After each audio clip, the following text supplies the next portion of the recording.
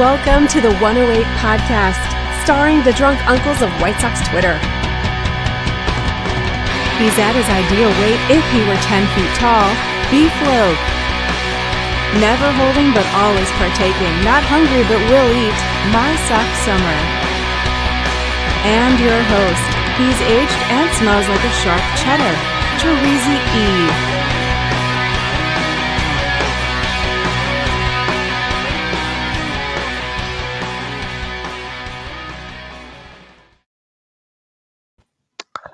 Thank you, Cornsey, and welcome to the From the 108 podcast. Get ready for some baseball, beer, and bullshit. And remember the drinking rules. If Beef Loaf says allegedly, or that he wrote a blog about that, you drink. Ooh, baby. If My Sock Summer doesn't know a player or mentions his time on the West Coast, you drink. If I swear or say here's the thing, you drink. And if Sleepy Harold mentions Birmingham or Charlotte, you drink. Beef Loaf, how you doing tonight? You know what? I'm okay. And people might think I'm just okay because I got boosted today, baby. Oh, you can see my little how's that arm feeling? Here? How's that arm feeling, buddy? The arm's a little sore, but I'll be honest with you. I have no side effects. I didn't have any side effects my first two COVID shots. I love it.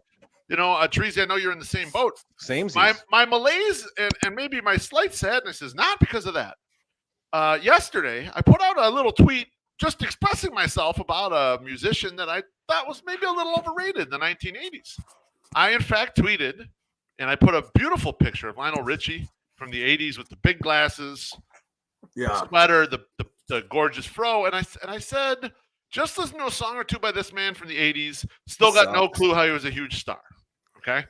And Twitter started coming at me a little bit, but specifically Black Twitter, okay? And I'm going to read you a couple tweets from some of our Black brothers and sisters out there who came into Beef Loaf, and I want to talk to you about the tenor of their tweets. The tenor? Our friend, Sox Chick, she tweets at me, I love you, Beef Loaf, but this man is a whole legend. What's understood need not be explained, okay? Herbie Lawrence, our friend, who's, did that show with us at the Ballpark Pubs. You know, we worked together on things. Love will always find a way, stays undefeated. The Can't Slow Down album still bops. And this doesn't include his work with the Commodores. Sorry, Beef, but Mr. Lionel Brockman Richie Jr. is not a huge star because he's a legend. And then finally, friend of the show, Uncle Grumpy, who sits with us all the time in 108. Lionel is the man, exclamation point. He's a legend. Put some respect on his name. Okay, when I get trolled on the internet or when I get bombed on the internet, it's usually aggressive character assaults. This range here of Black Twitter, they're disappointed in me. Yeah. It's pure disappointment, and I felt bad about this all day. I was like, I have disappointed these people. I've failed them. You should feel fucking worse. And here's why. Okay. Because not only was Lionel great, but don't say it. He also put our guy in a video. Cheech Marin he's in a Lionel video. That's our dad. And you shit on a video that our dad is in. It's ridiculous. He brought Hispanics up, and I just totally went right past it. He lifted him up. Just like Cheech comes to the border and does this shit, Lionel did that shit to him, and you're disrespecting it. I'm disappointed in you, too. I feel sad. I just thought it was an opinion, and I thought it was going to get normally dunked on. But I got dunked on in a way that actually made me feel bad. That rarely happens on the internet. Most of you that dunk on me, I could give a flying fuck. In fact, I enjoy it kind of a little bit. I enjoy the intention of it. But this felt really heartfelt, and these are people who I like and respect, and they just, man, I got to do something to redeem myself with these people.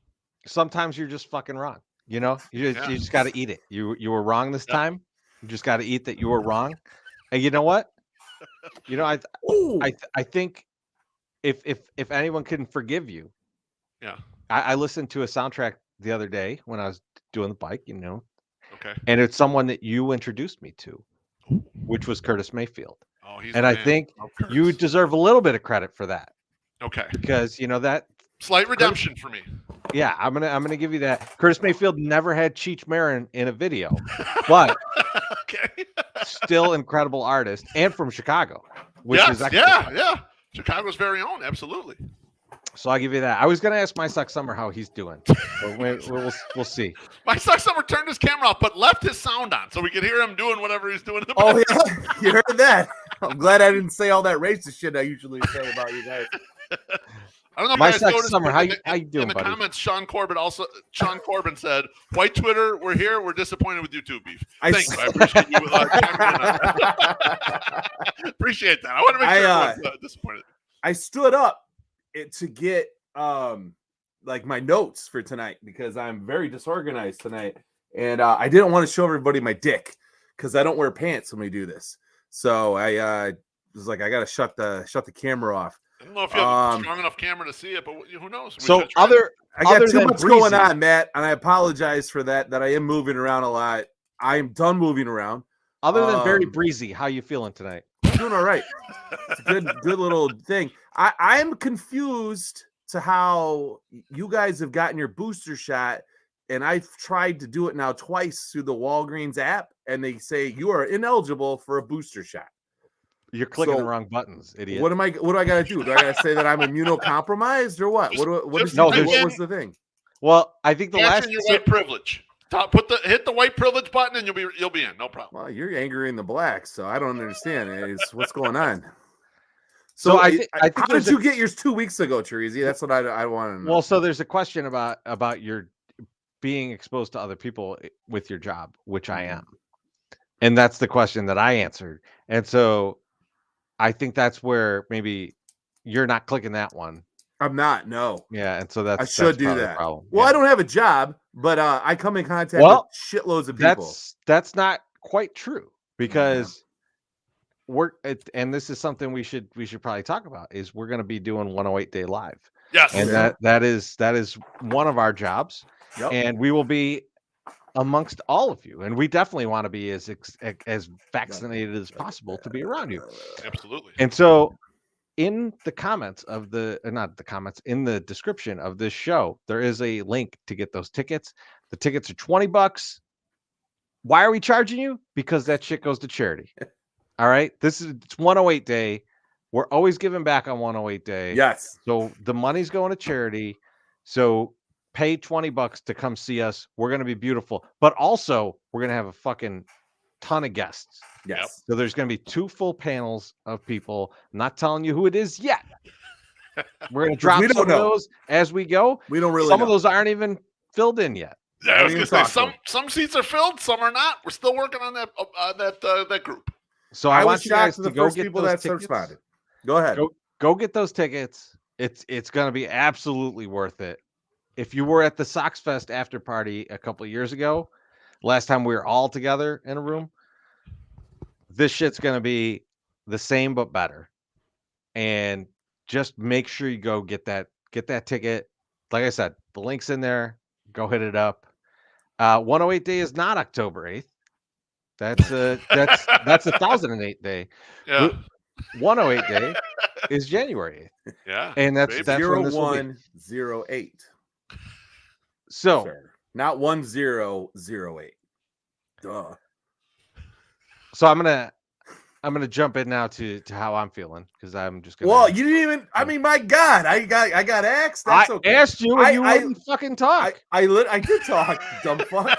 I said I didn't know if I was supposed to bring it up this morning, Loaf, like because I wanted to say, yeah, Loaf's going to get the jab. Like I didn't want to, I didn't want to say that because I was like, I didn't want to. I wasn't gonna put it out. I'm not putting your business out there. Maybe you got some. Maybe you got some friends that maybe don't appreciate it. But anyway, had a good morning this morning without Loaf being there. I ran the hills. I walked up Morgan and surprisingly did not get shot at. and it was great. It was a good day all around. So, Terezi, I'm glad you brought up 108 Day. We're gonna do this. We're doing the live thing, and then we're also gonna have some online stuff to donate your money to. So last year we raised $8,000. So I'm just saying we're on the hook that we need to raise at least something like that. Okay. So, and I'm going to tell you right now, these guys would not let me charge $100 a ticket so I could just make $8,000 at the show. They said, you can't do that. I said, fuck you. They said, you fuck you. And then now that's why it's a $20 ticket. So we're a portion of that money is going to come there. We are limited in space, so make sure you get there and sign up soon. Wally can't come. Also, there will be an online thing too. I just wanted to put that out there. Terezi, go for it. How you doing? I'm doing good. Well, like I said, the 108 Day. I just posted it in the comments, so feel free to click on that and get down.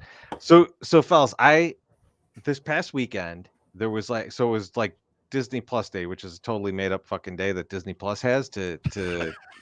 stir up some money. But one thing that they did, Totally it's way more ridiculous than that. And so, but one of the things that they did was they had like this, hey, go see a Star Wars movie in theaters this weekend. But they only did it with AMC theaters. Now, when is the last time you guys have been to AMC River East? It's been a while, right? It's been at least 5 years, I would say. At least. So what's the one downtown? There's like 5, but there's the one the one downtown is the last one I was at. Okay, that's not that one. Helpful, I know. I'm trying to be. So AMC River East used to be like the joint. It was like the best place to go see a movie. I remember Beef. We would go up there and it would be like, oh, this is like the fancy place. It is a rundown piece of shit now.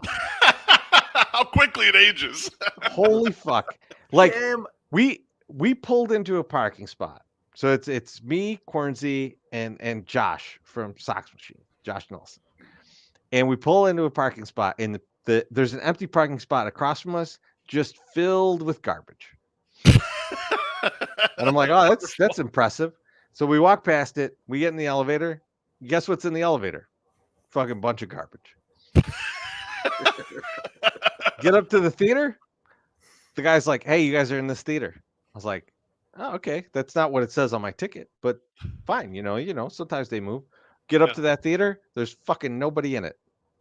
Look for my seats. Don't exist in this theater. Garbage.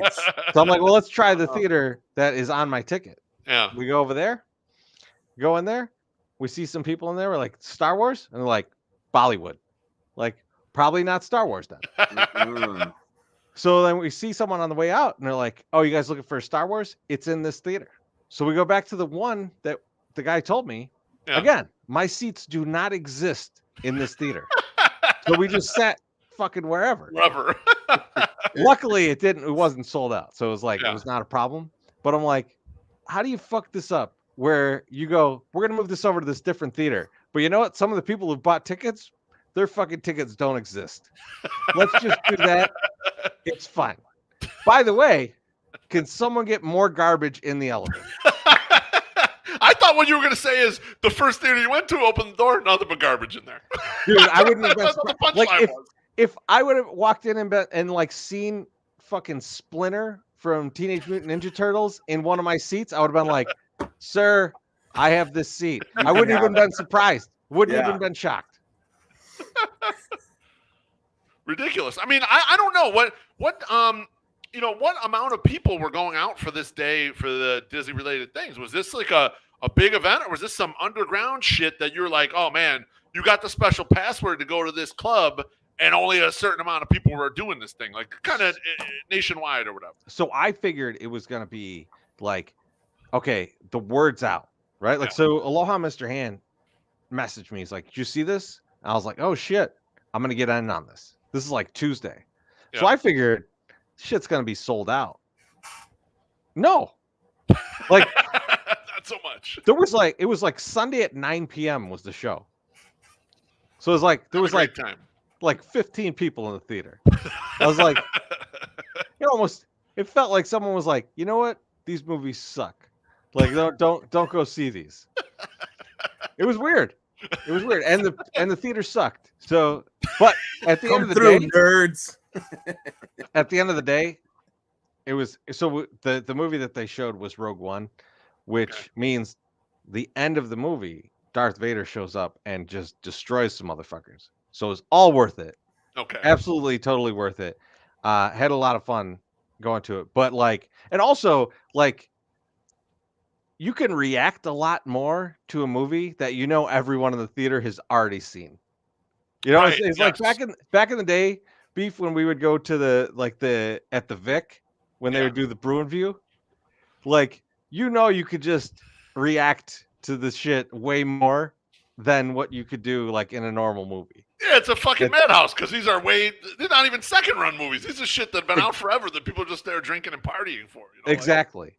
I remember seeing reindeer games there, and the guy, like the super drunk guy jumping up, because like there's a very a guy comes. It's a terrible movie. Don't watch it. But like a guy comes back at the end that like is supposed to be dead or something, and this guy just gets up and he's like, "Holy shit, he's back!" And I was like, This is what you get when you serve someone 42 high lifes and then watch a movie that's terrible. Loaf, do you have your ring light on? I do have my ring light on. Yeah. Oh man, it's turned down really low. You look like you're dark.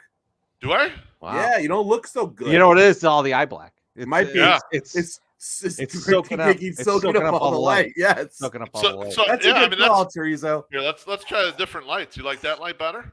You like that one? No. There you go. That one. Whatever that is. This? That's good enough. It's All right. so dark. Fellas, you know what time it is? It's time for the show poll. Yes.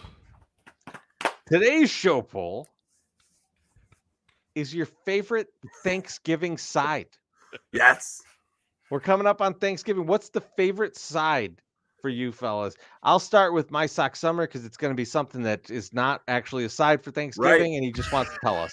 Yep, pretty much. That's what I'm going to tell you. No, it's the brown and serve rolls. Everyone loves a brown and serve roll. Everyone, even the fucking motherfuckers that are like, I was going to say agnostic, but that's not the word. The people that are afraid they don't like gluten. They don't like bread. They don't like any of that shit. When they see a fucking brown and serve roll, you have to pull it out of some fucking piece of like a towel wrapped around it. That's probably festive towel. Might have a turkey on it, maybe a pilgrim, couple Indians. Yep. When you open that up, people are like, give me one of those. Yes. Give me one of them motherfuckers. I hate bread. I'm gluten-free, but I'm eating this goddamn roll because it's delicious. Now, it's dual purpose because it's great for your the first round, right? But then when you got to make a little quick sandwich with the turkey later, cut that motherfucker in half. Boom, right there. Taken care of. So that's the post game right there. That's when you're coming back and it's later on and you're like, oh man, you're digging through the fridge. You're like, how am I going to get a big piece of that's how you got to do it, man. Hell yes. So brown and serve rolls, number one. That's for me. All right. Beef, what do you got? I mean, this is a no-brainer, especially if you live in a home where it's prepared correctly, and that's the stuffing. And Treasy and I grew up in a home where our mom goes all out with the stuffing. She's got the sausage in there, you got the bacon in there. Like, this thing is a real goddamn stuffing. It's the highlight. I'm sad that I'm going to be away for Thanksgiving, so I won't get a chance to feast on it. I mean, I'm happy to go see my in-laws, but I'm going to miss that goddamn stuffing. I ain't going to be there to get my paws in there and beat Treasy out to it. Treasy, I can beat him to it, but not when I'm 3,000 miles away. What's something stuffing number one? What's something that your mom does with the stuffing to make it good? I come from a stuffing-free family. Like I like. Well, let me never tell had you. Stuffing. So last year I had to get the recipe from her because everyone's doing Thanksgiving by themselves. Yeah. So I didn't know how to cook anything. So I asked her, give me all these recipes. So you know what she does? That just fucking makes it amazing. So stuffing, there's a lot of like breadcrumbs and stuff like that, right? Like it's very starchy type thing with some vegetables and stuff. But there's bacon, and she does sausage in there too. Yeah. Right? But she makes the bacon separate and then pours the bacon grease into the stuffing. You're damn right. And that's the key. That's the You secret gotta- right there. The bacon grease getting in there and keep making it all moist and delicious. That's what you want. There's All no right. question. My aunt makes a Italian stuffing, which is fucking very delicious. Also, What's that? Pasta? No, it's like I'm- Italian sausage, like cream cheese, like some spinach, Different stuff. and like some other type of meat. There's like a bunch of meat, and it's just I don't know, man. It is good, but it is not good for you. So it goes right up. Oh yeah, with this the stuffing is not good bacon for you. grease. Yeah, bacon grease being It's poured good in for there. my coat. It's good for my hair. It's good for my Yeah. coat. You do have a Good very to shiny keep coat. the wispies down. Yeah, I got you. So I won't get the Teresa, full what's walnut your- coming up? What's your solid pick, bro? I mean, you guys took some really good stuff. So I'm gonna go with the mashed potatoes. Butter. Oh, baby. Mashed potatoes, Potatoes. especially if you get like the good like twice baked mashed potatoes with like the cheese on top and like the whole thing. Like, oh man, that's some good stuff. Like Oh, man. you There's no lay problem. that next to that big slab of turkey that you're ripping off the side of the bird, and then you go to sleep with a cigarette in your mouth. Like it's perfect. You know? Dude, And the this- thing is, the sleeping with potatoes like cigarettes. that, the twice Highly baked, underrated. if a little bit of the gravy gets in there, that's not too bad either. You know, if the gravy slides over off the turkey and gets, it's fine. It works good with that too. So It's good and good for you. Yeah. So that poll is up right now on our Twitter page. You have Beautiful. 1 hour and 48 minutes, which would be exactly 45 minutes less longer than the podcast to vote on it. So please get over there before we finish the podcast. Quick question for you guys before we get to the next stuff. I want to know, what are you drinking? My Suck Summer, what are you drinking, buddy? Bam! Boom. Truly released a bullshit holiday sampler pack. I was tricked by it and bought it. what a soccer mom move this is right here. Hey, listen, Fuck it. listen. Get your orange slices out, asshole. This one that I'm drinking today, I had not had before today. The first sip was not great. The subsequent sips were okay. It is the holiday sangria style Truly seltzer. Now, I've had the other ones already, but I want to break them out just so everybody can see them. Pomegranate ginger fizz, that was okay. Very All right. basic bitch. That's what you Spiked apple spice, not sauce, not cider, spice. Not the best, but I'll power through one for you. And crayon orange sparkler, not horrible. It's not bad. What It's a not commercial horrible. this is for this stuff. This Hey, all they didn't sound pay horrible. for this ad. Incredible. Beef.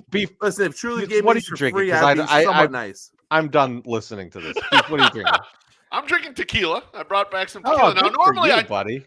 drink it neat, but today Buddy. we're mixing it with some squirt.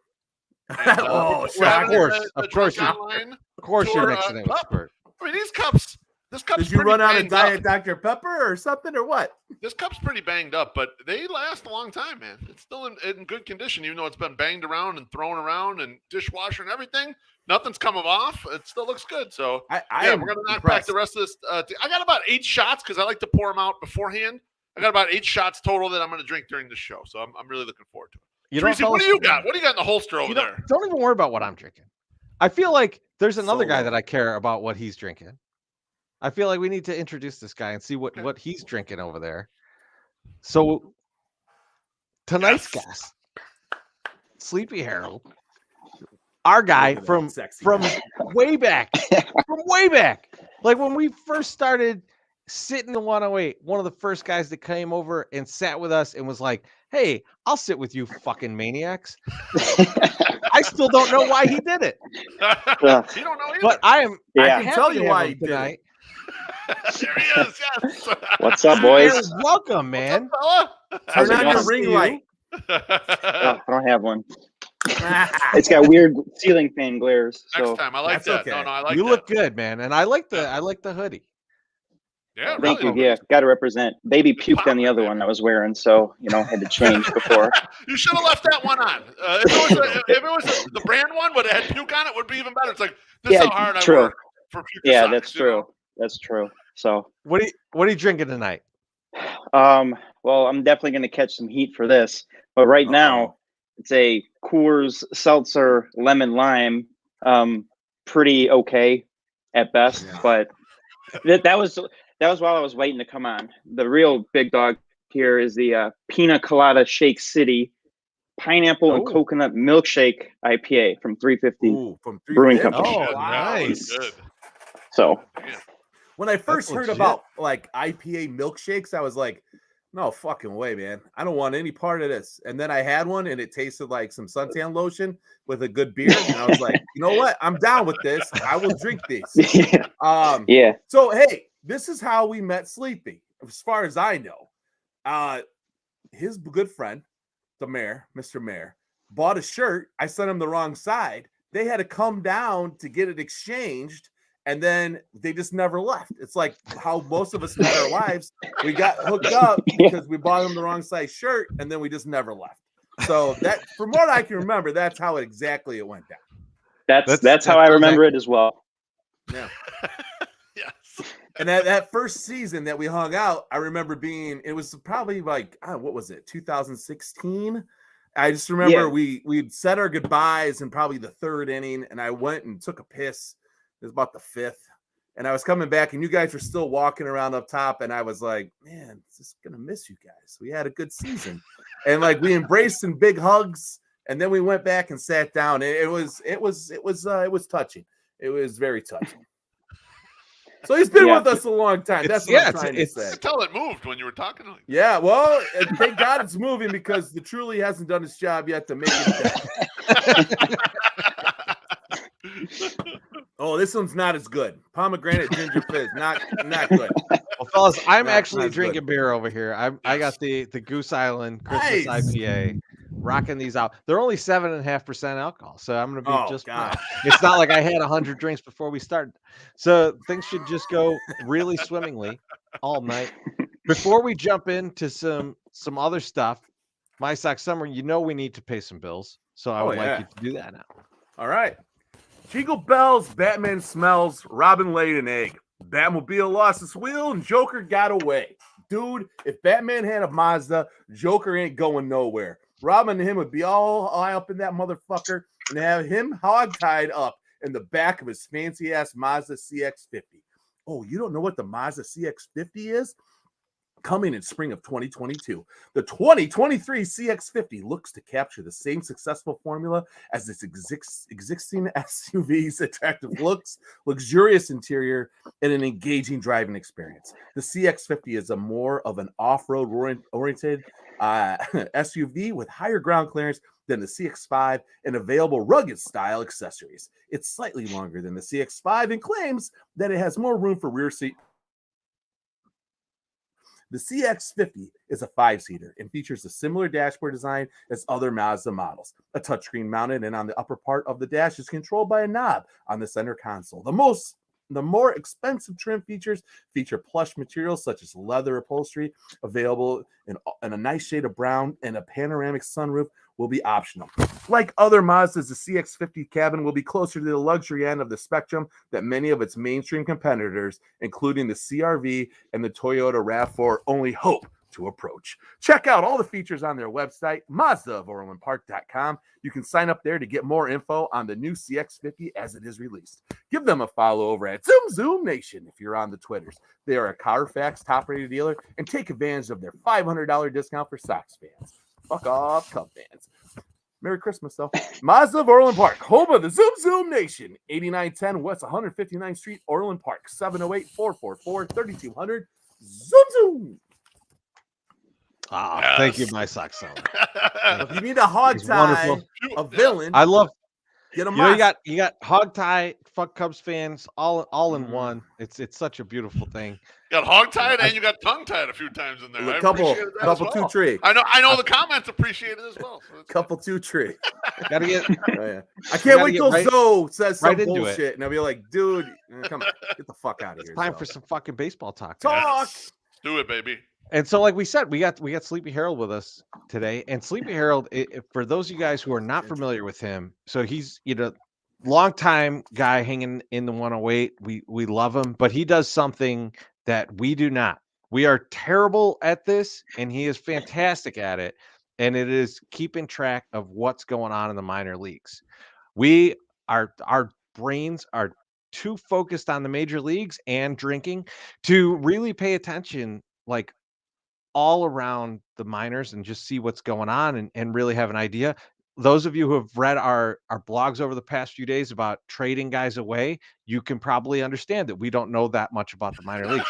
That's why we turn to a guy like Sleepy Harold to fill us in, because there's a lot of questions that we have, and we're going to ask him some questions. He's going to give us the lowdown, and we're going to really get into some of the stuff that's going on in the minors for the Sox, because even if you're not that into that, even if you're just like, I only care about the major league team, this is going to affect the major league team this year in multiple ways, and we're going to get into that.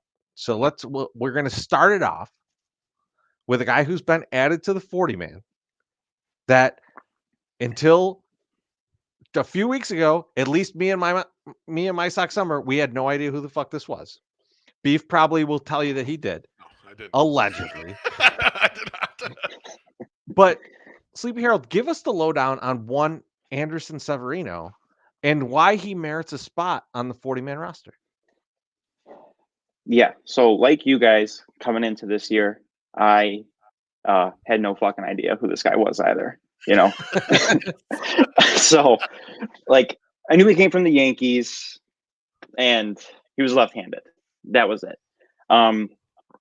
So did a little bit of research, you know, and with following through the year, he pitched pretty well. So he's a 5'10", 27-year-old lefty from the Dominican Republic. You know, originally signed with the Yankees. Sox got him on a minor league deal, and he started the year in Birmingham. And I don't know if you guys were familiar or saw anything about it. He was a part of, or I believe led off the horrendous inning where the Barons walked like the entire fucking lineup of whatever team they were playing. And like, it was a 12-run inning. It lasted like 2 hours. He walked like 4 guys, like right away. But after that, he settled down. He had a rough May, but settled down, stopped walking everybody and limited to like half of everybody for the time. And did well enough and was promoted up to Charlotte. So in Charlotte, he really took off. He, I don't know, figured some shit out, you know, finished the 14 innings. So, you know, small sample, but he had a .64 ERA, a 1.14 whip, 7 walks to 20 Ks, which for him, great. So why he merits a spot on 40-man, going into this offseason, the Sox had a shitload of space on there. I still think they have like 7 open spots. And I dumped some of them guys too. Yeah. Yeah. They could probably cut a couple out, honestly. And, you know, but Anderson Severino's deal is he is a lefty who throws hard, like upper 90s, can touch 100 with good breaking ball.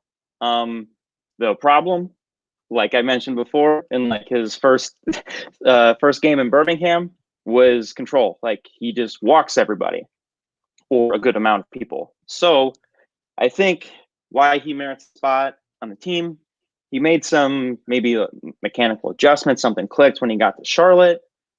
It's a live arm, left-handed, throws hard. It's right up the Sox alley. You know, Matt Thornton, you know, similar vein of like, dude who throws hard, who doesn't know where the fuck it's going. Like, yeah. Can they bring it in? Can they harness it? Is like the whole yeah, you know, it's exactly. Funny when we put this question to you, because I had no clue, and I'm like, let me look, just so I kind of know a little bit about him. And I went to the Fangraphs page, I typed in his name, and 2 things popped up like kind of under his name, and they were 2015 prospect discussion. So that's a long fucking time ago. In fact, before we even wrote a single 108 blog. And the other one was a 2019 chat with Eric Longenhagen. So I pulled that up, and I'm gonna tell you guys what happened in that chat. A guy asks, is Anderson Severino a prospect to watch or too erratic? And Eric says, lefties who throw that hard should be monitored. So I guess that's the spot we're in, boys. We got to monitor this motherfucker because he's on the 40-man now. He throws 1,000,000 miles an hour. And Sleepy Harold said, it's going to be a Thiago Vera situation, Treasy. When he comes up, I'm going to bet you the first batter he hits him. And you're going to probably win, but I got a shot, though. I got 50-50 maybe. So that was great because we bet on that, and I won. And then Thiago Vera hit the next guy. which was amazing. But I think what one interesting piece about this the story that we're hearing here is that he went to Charlotte as a pitcher. Yeah. And figured it out. Like weird. That's the exact opposite of what you like. If you heard like, he was a hitter, he wasn't doing it at Birmingham, but then he went to Charlotte and he figured it out. It's like, well, everyone hits in Charlotte. No one pitches well in Charlotte. Like there's just like it just doesn't happen. So the fact that he pitched well there is promising. It's a short sample, as you mentioned, but like I think that's it's always interesting when someone throws 100 miles per hour. When they're left-handed, it gets even more interesting. And when they've done it well in a park that you shouldn't do it well in, it's it's bordering on maybe I see this guy this year. So Sleepy Harold, do you think that this is a guy that we might see in the majors this year, or is it a guy that we're just kind of like holding in AAA, seeing what's next for this guy? Is he a future bullpen guy? Is he a trade piece? What are we thinking with him? I mean, with the state of the current bullpen, when they need to fill like 3 spots at least, and like assuming they trade Kimbrel, I mean, there's I won't say there's not a chance. I wouldn't put it like I don't think or expect him to like break camp with the club. I think he's definitely the guy that, hey, live arm on the 40-man, see how he responds. If he sucks, and you let him go. Or, DFA him for somebody who's good or a different need when the season's going on. But, I mean, hard-throwing lefties, it's out of the pen, that's a good currency to have, even if it's a guy that, might Rick Vaughn it and throw it, over the back off or whatever. Like it's worth the risk, it's minimal. So, why not? I mean, I would be tentative, like, it would be the Thiago Vieira situation. Like, we'll see how this will go. I don't exactly know, but like, I think he definitely has an outside chance if the season were to start like tomorrow. Like he would be a prime candidate to like, hey, loogie or 5th inning guy, whatever, for sure. So if I were to give you a range of like kind of Matt Thornton to Thiago Vera, where's this guy landing? Like where are you putting him? Probably Thiago, because he's like, I mean, his like when I looked when you guys sent me this question and I dug in a little bit, like those walk rates and walks for 9 are not pretty. Like it's good that it clicked now, and like guys can be, especially for like pitching, like bullpen pieces, like they can be late boomers. Like that's not totally far fetched, but like that long history. I mean, he signed with the Yankees in 2013. So there's a Fangraphs list like that long of like 7, 8, like 12 of like walks per 9. So, but then he got it down to like 4, and like that's not great either. But like that's way better than it was. So I lean conservative first until it's more than 14 innings of a sample. Well, you mentioned a point in there that I think is important for the 108 listeners to jump onto. He's 27. This guy is not a prospect. He's not on a prospect list. He hasn't been on a prospect list since 2015.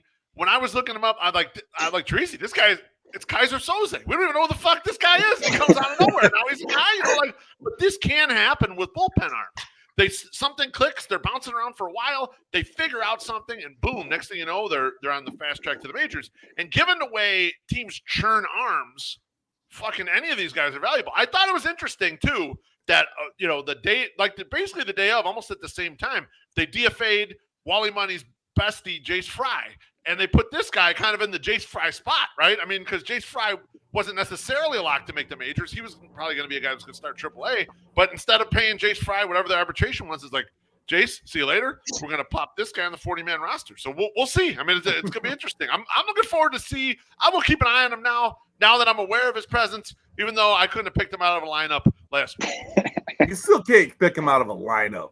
I got his picture up right now. He's really skinny, man. He's a skinny dude. They usually are, these pitchers. So yeah, they're wiry, Yep. So let's go. We don't get a lot of Lance Lynn's in there normally. Like he's the he's an outlier. There's not a lot of beefy 27-year-olds that you're like, get this guy on the 40. They don't go shot putter to a major league pitcher. No, it's usually a different route. It's a different route to get there. Yeah. The thick king is a rare breed out of the bullpen these days. So let's go from a guy that you're kind of lukewarm on or kind of cold on, which is Severino, to a guy that I think that you're a little more bullish on, and that I equally didn't know shit about coming into this offseason, and that's one Jose Rodriguez. It feels like everyone is excited about this guy, and I'll tell you, I was glad to have the excitement because, like I said, we were writing the blogs about trading guys, and I was like, I could trade this guy to everybody. So tell me a little bit about Jose Rodriguez and why people are so excited about this guy. Yeah. To kind of play on what you said of like, you can trade him to anybody. Like that would be somebody in theoretical trades of like, I've seen on the Twitters that people want to go after, they want to trade, like half the farm for Kettle Marte and like these guys and that guys and starting pitching. Like, yeah, like that's great and all, and probably going to be like a Vaughn and who else, but Jose Rodriguez would be a guy that they would ask about. And his deal is, he is now 20 years old. When first kind of popped up on the radar, he was in the DSL, want to say playing at 17, and like scouting, anything like that, not even scouting, just like things to look out for. Like the young guys that do well or hold their own against the older competition, that's usually something that jumps out or should.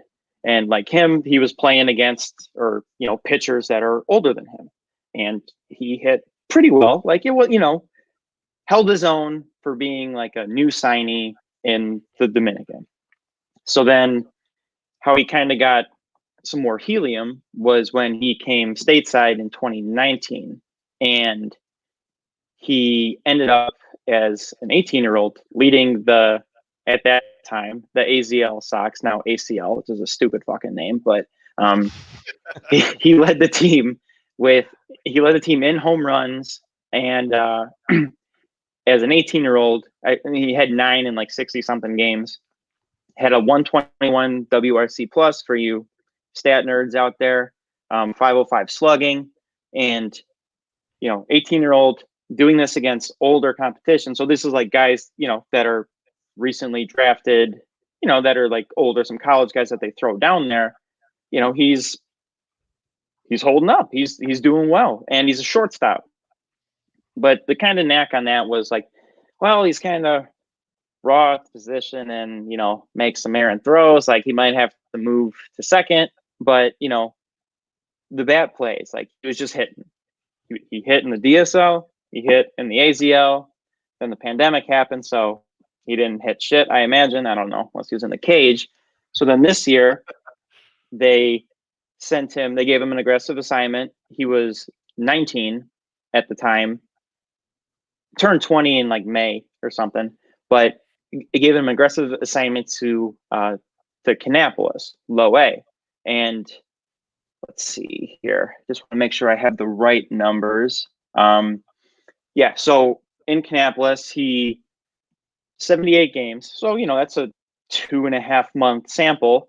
Hit 283, 780 OPS, 9 homers, 20 stolen bases. So he hit there. And the Sox, with an already aggressive assignment, said, all right, let's see what you can do in Winston. Send him to Winston. And he's like, all right, well, this is fucking easy too. So he hit 361 with a 919 OPS, 5 homers, 10 more stolen bases in 29 games, 141 WRC plus. So like, okay, apparently this was fucking too easy.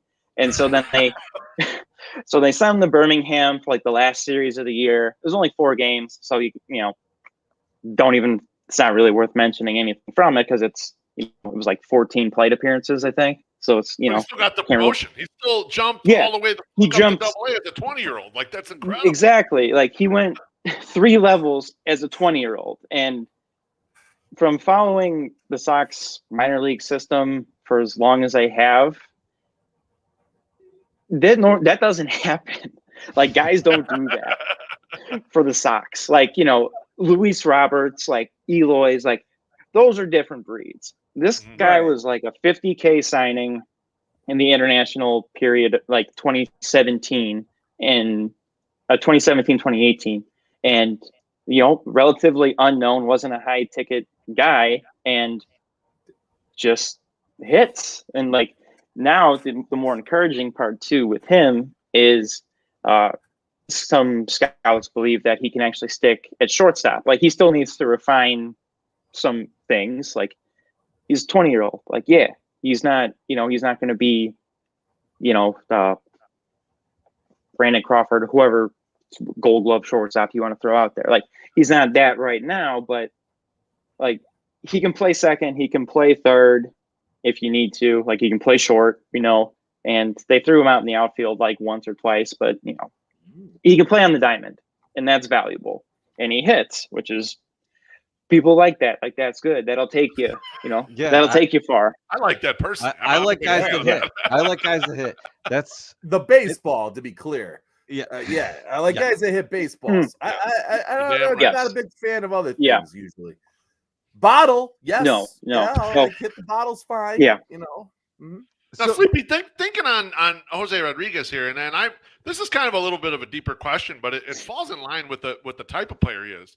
The last big White Sox development story that was a major thing, and I'm not talking about Luis Robert. When they signed Luis Robert, there were people saying Luis Robert's the best prospect on the planet. Everyone knew who the fuck that was, right? And when Eloy Jimenez got here, he was already kind of developed, right? I mean, I'm not saying they didn't help him, but he was kind of already on the fast. Correct. To me, the last guy that it was a big development story was Tim Anderson.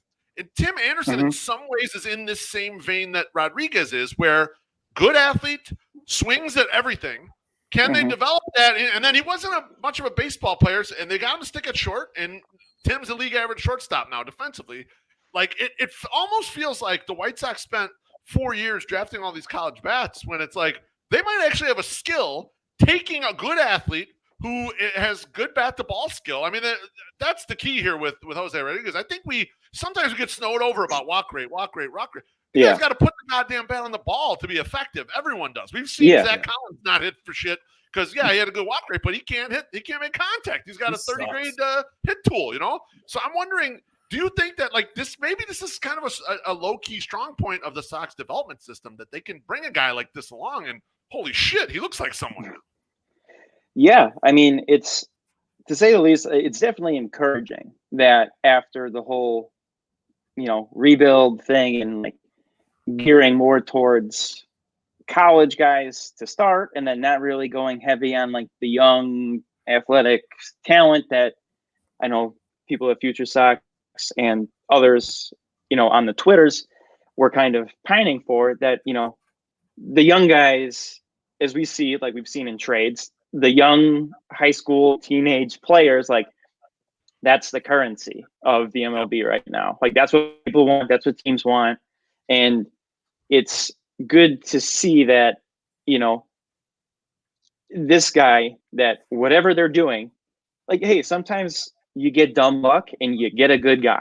Like Ronald Acuna, I think he was like a 10K signing, relatively unknown. And, look at him now, like sometimes Super shit just happens, and Yeah. it's nice. So, but having him in, especially with the TA comp, which was before you mentioned, that's who I was exactly going to go towards, where he's a young raw player that is just an athlete. Like, you got to kind of teach him how to be a good fielder, to be the good hitter.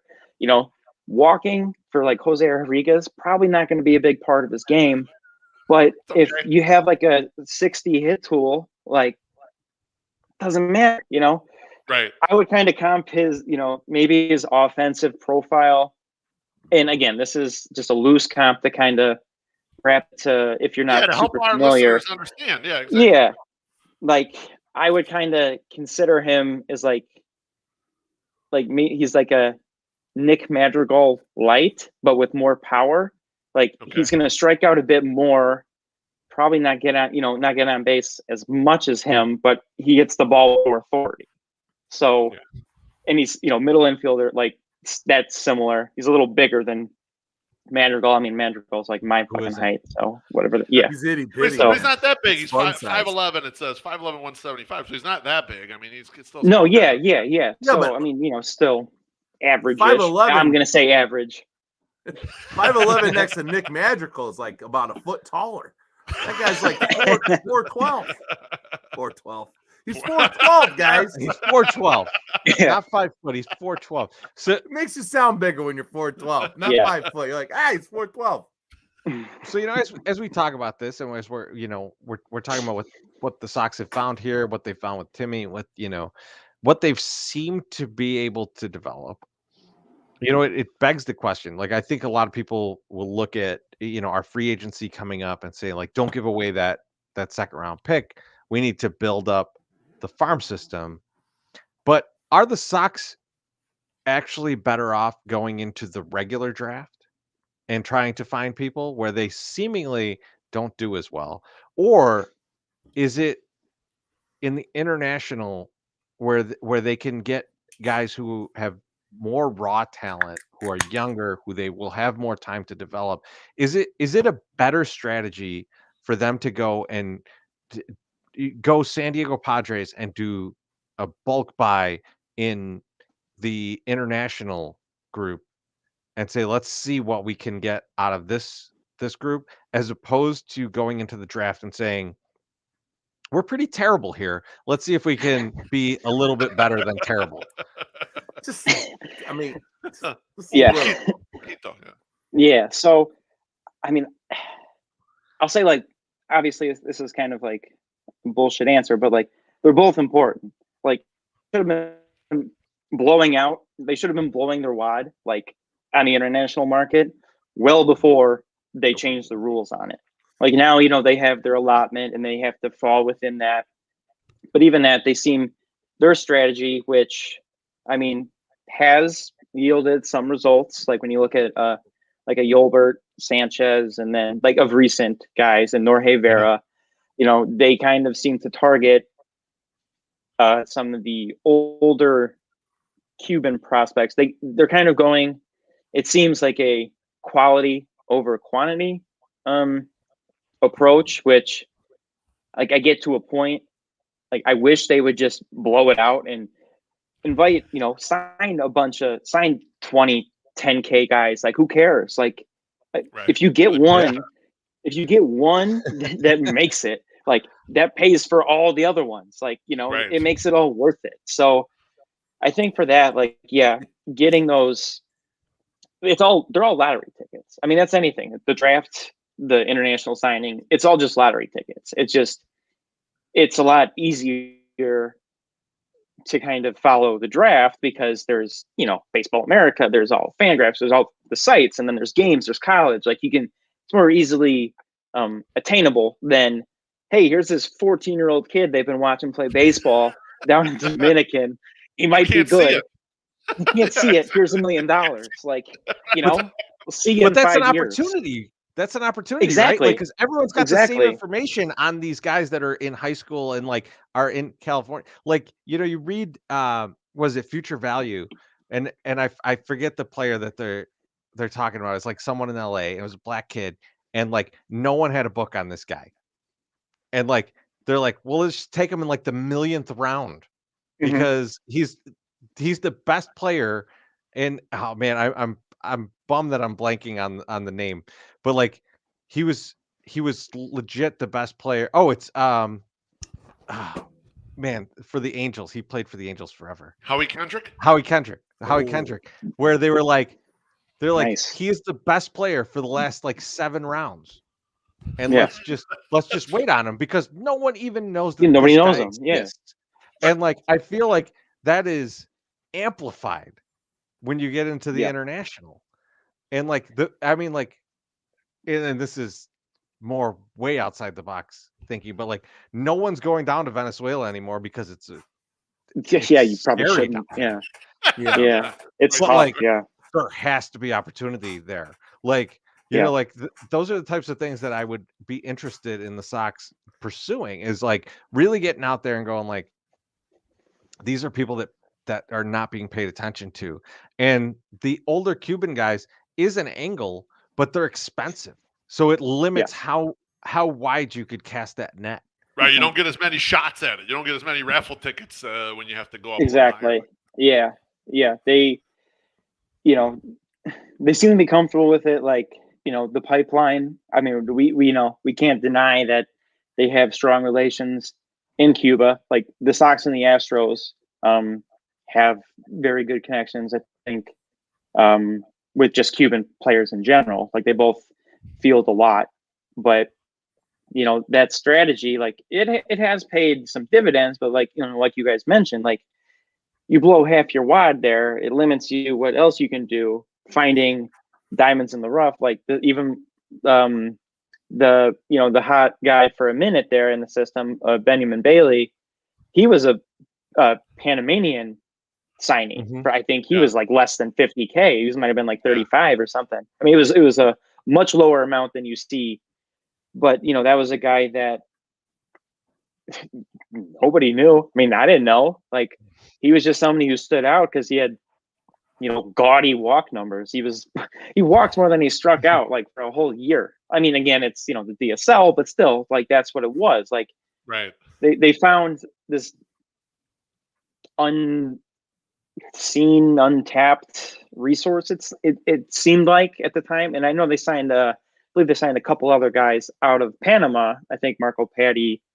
He seems to be doing a good job. Like he knows what he's doing with given the constraints that he has to work with, and their approach finally seems to be yielding some guys. It seems, you know. So, But I would like to see more. But should they give him more resources and say like, go be more in these areas. Go find us more stuff because like I feel like that I hear from especially, you know, like and I mostly look to FutureSox to see what's going on with the minors, but like everyone from your group seems to be like, yeah, Marco Patti's doing a good job, and it's like, you know, this is a dude down there. I never hear about anyone else. Yeah, it's like what I never hear about them blowing out this org and being like, this guy's doing such a good job. Let's give him more resources and really build this out. Which it seems like it. The reason I bring that up is because when the Cubs were trying to come up, they made a big deal about we're going to put a lot of infrastructure in down here. We're going to give the resources to our guys down here. And you don't hear that about them doing that with Marco Patti, but I hear you guys talk about how good Marco Patti does at his job. And it's like, it sounds like this guy is just like one dude just figuring it out. One man show, baby. It all yeah. all He's a whirling dervish, baby. And it's like, Yeah. it's like, can we give this guy like an intern? Like what can we do to like find some more dudes down there?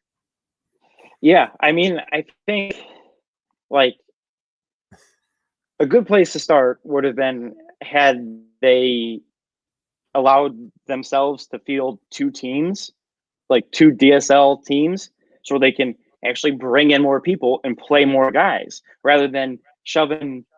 I mean, I don't even know how big the roster is, you know, but like if you sign 30 guys on a roster, you can only play, 9 or, like 9 in a lineup, and then however many pitch, like somebody's not playing a lot. Like a lot of other teams do it. Outfielders down there like we did in softball. No, I mean, they probably should. It's not like left center, right center. They'll Just let you play short center, my Sox Summer. You get it because you're tall. You can jump up and catch it. It's big utility guy, utility outfielder. Me, yes. Yeah, and that was a long gripe that a lot of us had, was even like in the Arizona League, like they, for the longest, the complex, they only had one team.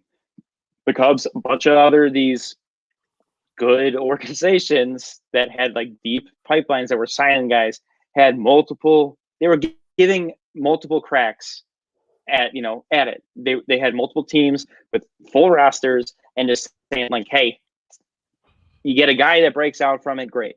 Like when you only limit yourself to one in each, like you're just limiting the chances. So that would be nice to see if they wanted to expand. I don't know why they don't. Maybe it's a cost thing. I don't know how much it feasibly costs to, make another team at your complex. They can alternate playing home and home. Like, is it just like a thing of signing guys? Like those are things I'm not privy to.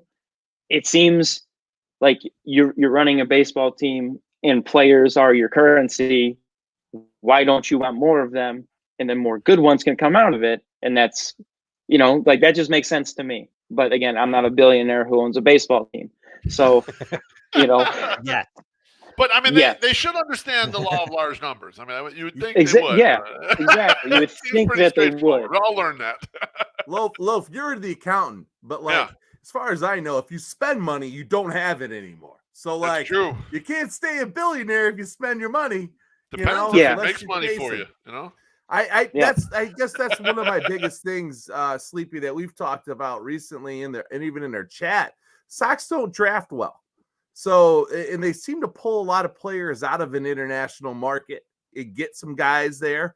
It's like, why are they not taking some money and some resources and putting it more into that and finding more of these diamonds in the rough? It's just confusing to me. Like, if you want to be cheap, you can be cheap and be effective though, and be cheap. Yeah. Like spend money on the groundwork.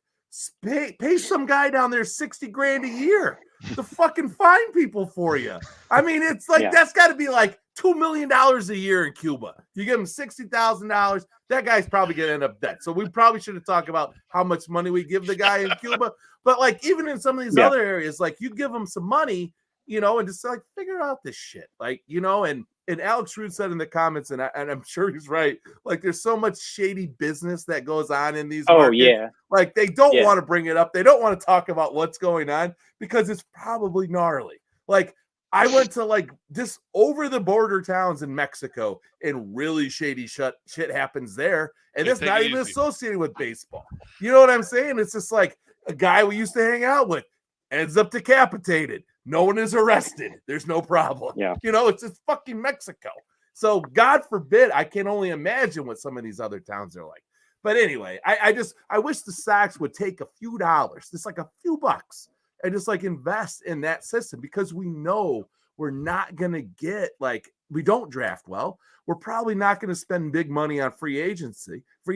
So why don't we just put these resources out and hope we get lucky a couple, 2-3 times? It just drives me nuts. It's just like, God, you just do a little legwork, but it just seems like they're just fucking lazy, or maybe we just don't know. I don't know. Yeah. And thank you. I see Josh thank here. You, Josh. Yeah. Dave Wilder. Go ahead. Treasy, go ahead and read Josh's comment. Go ahead and read Josh noted that the former White Sox director of international scouting is still in prison. Josh, I know that you were not born in Illinois, or maybe you were born. No, you weren't born in Illinois. And you lived in Wisconsin for a long time. All of our governors of my entire lifetime are in prison as well, except for the current one. So, actually, it's fine. Blago is out now, but he was in prison, so it doesn't. Rom didn't go to prison either, did he? No. Blago's yet. Blago's the only dude in Illinois with more gray hair than me. It took prison to do it. Yeah.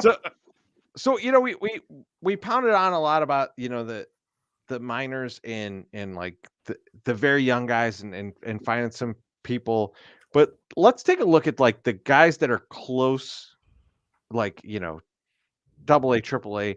Who are kind of the guys in the farm system that's you see having a shot at getting to the pros this year that like we might actually see on the field? Yeah. So, I mean, there's a couple obvious choices, I think. I mean, like Jake Berger has already been up here. I don't know. Like he would, I think, strictly be just is like a if Makata hits the DL type or IL now, Right. like an injury replacement type. Because he's blocked pretty much everywhere, and he can't really play second, so he's just kind of like an injury back, break glass in case of emergency type player. I mean, I'm not really too big on it right now, but Yoelqui Cespedes, like, I see a lot of people on the old Twitters thinking like, don't sign a right fielder. We got Yoelqui and Oscar Colas. Like, you haven't been paying attention. Like, he had like a 60% strikeout rate in the Arizona Fall League, and that's the league in which Adam Engel, I believe Adam Engel was the player of the year. Batting, I think player in the playoffs in the Arizona Fall League. And that was like the batting and that was when he came up. He came up kind of a little bit after that and didn't hit for shit couldn't for hit. like 3 years. Mm-hmm. Yeah, so like, just to give you an example, Yoelqui might need a little more. He might need to be in the oven. He needs time, and like that's the thing. Like, nothing wrong with that. He just got here. It's fine. He just got here. Like, it's totally fine that he needs development time. Like, don't go penciling him into. Like, I get like the whole Sox is cheap narrative, but like, he's not ready. Like, it's okay. It's fine. Chill out for the Rule 5 draft until 2024. So let's wait. Let's kind of you got time, and like have a fresca. Exactly. And I'll say, like, and those guys, they're not like the reason you don't sign somebody to play right field. Like Yoelqui or Micker Adolfo. Like, Adolfo has big power, good arm in the outfield, but has been hurt every year outside of like 1 or 2, and you can't depend on him. I mean, he had a pretty good year health wise this past season. But he's also out of options, so he needs to be with the Sox or go through waivers at like the end of spring training. And I mean, he was like striking out at like 40% of the time in Charlotte, in Charlotte. So what do you think he's going to do here? Like, maybe he cuts it down. Maybe he stays at 40. That's still not good. So like, I mean, he's a guy that theoretically like could be a part of it, like of the team, but I just don't see that. Like, I wouldn't have a lot of confidence saying like, yep, he's a right fielder. Don't gotta worry about it. Breaking spring training this coming season. I mean, Sleepy, I think. What about my guy? What about my guy Yolbert Sanchez? He hit like a motherfucker last year in the minors as well. Yeah, he put bat on ball last year and he played good. And when I was kind of looking at, we were doing off-season plans, I'm a little less nervous about second base these days, only because him and Jose Rodriguez, between one of them two, I think by 23, one of them should kind of be bubbling up to the spot. So I'm okay with like a real short-term solution there, whereas I don't feel the same way about right field. Yeah, that's my opinion as well. And like, I'll preface this. If the Sox sign Marcus Semien or Trevor Story or somebody, one of the big ups to play second, I'm not mad. Like, that's cool. They should do it. But like, I think they have like with Yolbert, who I want to say was instructional league last year, did not have good reviews. They said he looked like out of shape, didn't look like he could play short, couldn't hit. Yeah. And then, not anymore, like, motherfucker. Again, we're getting in shape, baby. Best shape of our lives. Yeah, you guys are doing the weight loss. But so his thing, again, he hadn't played in a while, pandemic, had to come over here, get used to, like, I'm sure getting on a professional baseball diet. Like, I mean, we saw Luis Robert still looks like a brick shit house, but can house Domino's pizzas all day. Like that doesn't happen for everybody. And yeah, exactly. Like I would love that too. So like with Yolbert, it seemed like his transformation kind of really came on in like the middle of the season when he did like okay hitting in Winston, nothing like to write home about. But when he went to Birmingham, something there, and especially too, that's the thing. It's like going from anywhere to Birmingham. That's where the majority of Sox prospects go to die, because hitting there, it's just a giant park and ball doesn't seem to travel well. You know, it's just great for pitchers most of the time, terrible for hitters outside of like the freaks, you know, like Luis Robert, you know, Eloy, that type. Yolbert just kept hitting. Like he went from hitting okay to hitting really well, and then in the fall league, hitting just kept it going, hitting pretty well, walking, like not striking out. So I think if is like internal options, like he could definitely be in play as like, at least in my eyes, as like a maybe like a mid to late season call up, as like utility guy, just to kind of break him in, you know, because I don't think they're going to be like, hey, go take the reins at second or at short. But I mean, I think with his skills of being able to play all around the infield, and he was always a glove first guy when they signed him. That was, they said, he's got major league defense. He could play like right now, major league level defense. It's just, can he hit? And rate these three guys, man. Rate them in order, best to worst. I got Yolbert Sanchez, I got Romy Gonzalez, and I got Danny Mendick. Oh my God! Because that's the pile right there. That's the pile, right? Yeah. That's if we're calling a utility guy up from the minors, who is that guy? Who is it? I mean, to start, if this is like, we need a second baseman like tomorrow to play, like who do you give it to, type deal? Because I would say I'd probably go with Romy right now, just because I think Yolbert could still probably use a bit more time to just kind of. Okay. Exactly, not too much. He's a Cuban guy, older prospect, so he shouldn't need that much more. I could see him doing like a half season in Birmingham, half in Charlotte to, you know, whatever, be ready.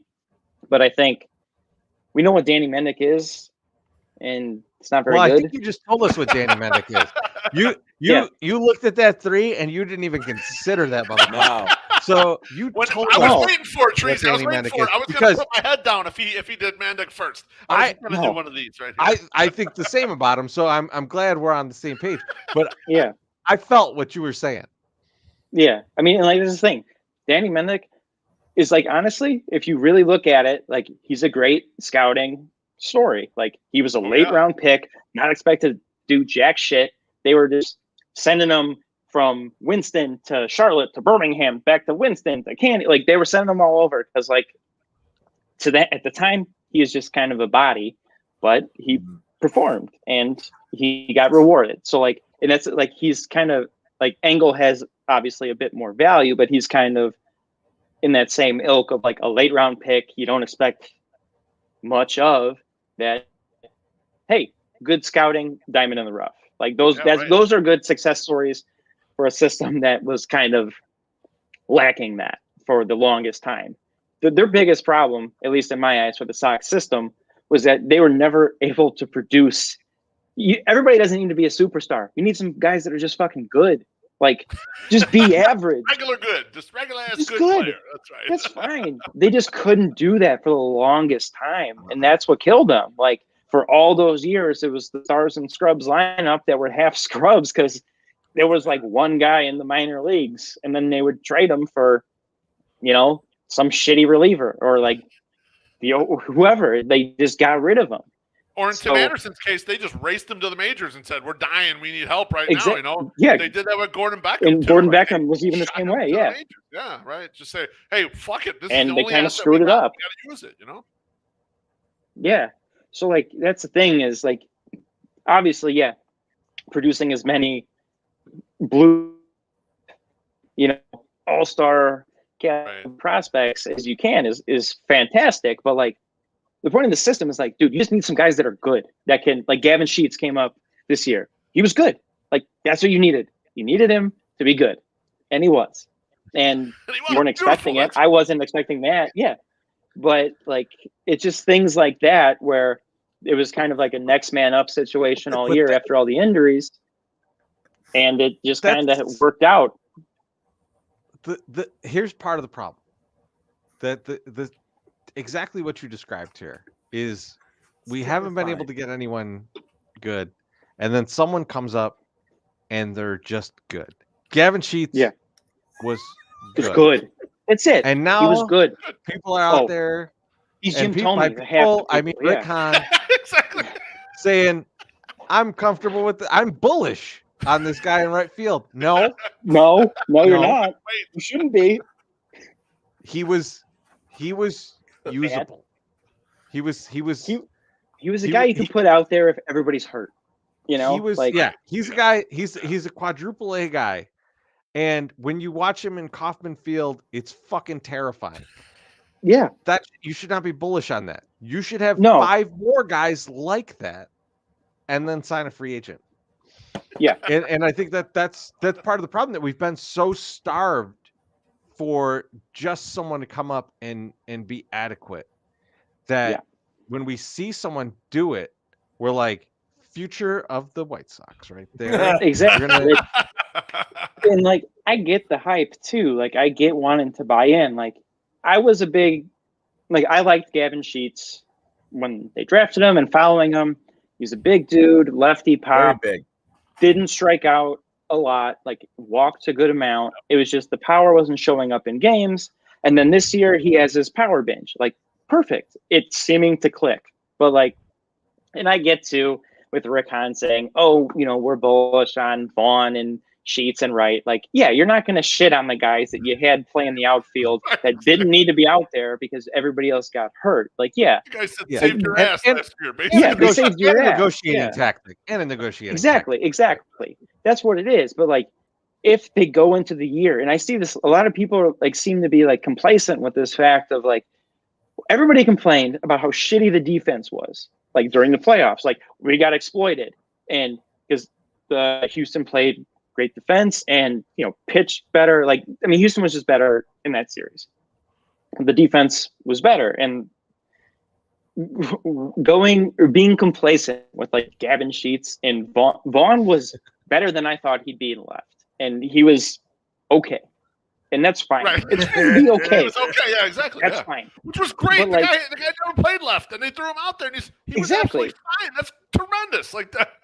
That's perfect. Like that's good. But like you don't bank on them. Like, okay, now go play right field. We're trying to win a World Series. You've never fucking done this in your life. But yeah, go ahead and do this again.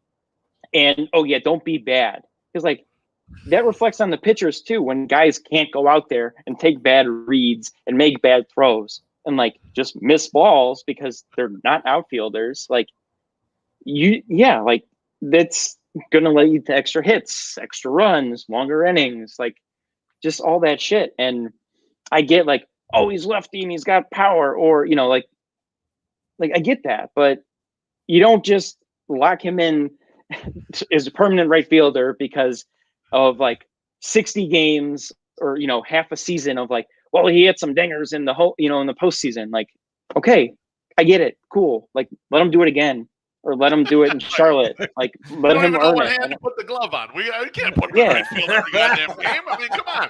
Now, before we switch over to the pitchers here, because we need to get to these pitchers because it's the thing that makes me most nervous. I saw someone put in the comments, and I've been thinking about this myself. Sleepy, tell me about Carlos Perez, the catching prospect, because right now our number 2 and number 3 catchers, I don't believe in either of them really. I know one of them hit 3 home runs, and we were there, and we were going nuts and everything. And then if you took that out of the lost. Line, it was and they lost the game. It might as well not even have a bat when he goes up to the plate. And the other guy is not a catcher, so I'm looking a little deeper. And someone put in the comments, what is Carlos Perez on this 40-man very soon? Because I think they kind of need a guy. Yeah. So actually, in typical Sox fashion, the deadline to add players to the 40-man roster to protect them from the Rule 5 draft is tomorrow. And oh shit, damn, the good time Sox, you know, right? And in like typical Sox fashion, they didn't, at least to my knowledge, to right now, ask who they're protecting. You know, because they always wait till the last minute for some reason. If you know who you're, you know, it's like Jake Petergate all over again. Like, Yes. you know, just my just, favorite time. just protect guy. Yeah. Oh, that was such a shit show. But it was hilarious, but just terrible. So, but Carlos Perez, like, he did get rave reviews from Tony during spring training. Okay. So he was a good hitter in Birmingham, good defensive catcher, and needs to be protected. I could see somebody like long shot, hey, defensive guy, you know, stash him as a backup, let him play 40 games on a major league roster.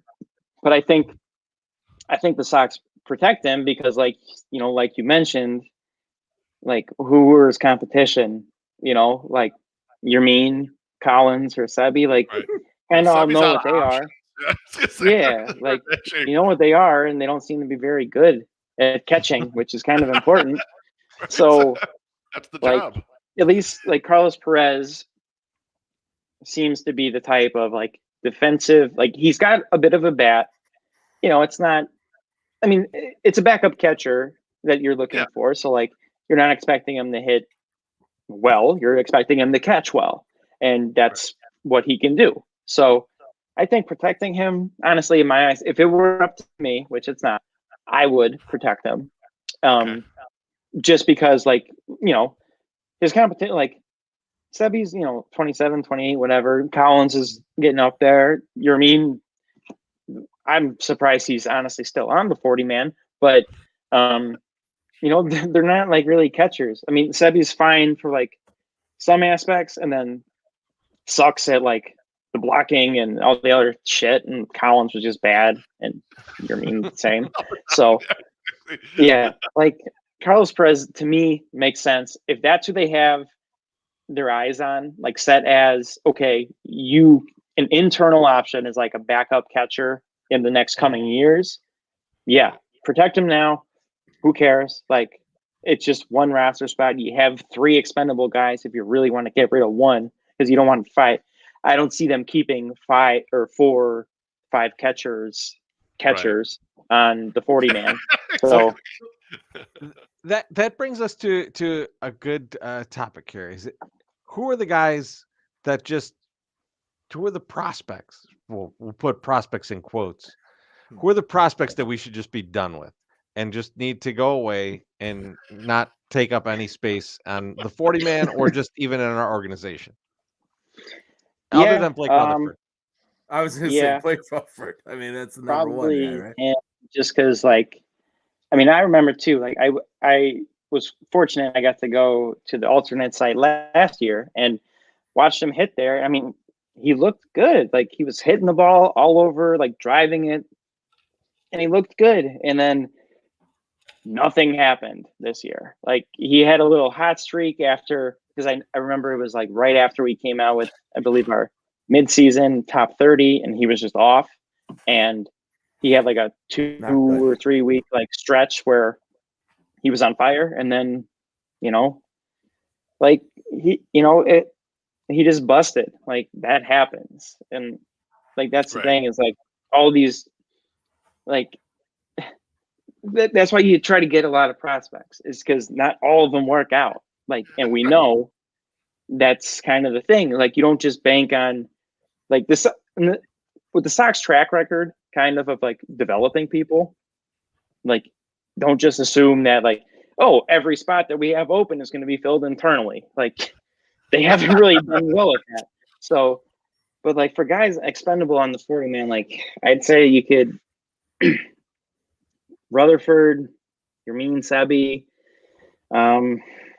I mean, Jose Ruiz, but he was fine. He did good this year, I will say, surprisingly. I don't know how the fuck that happened.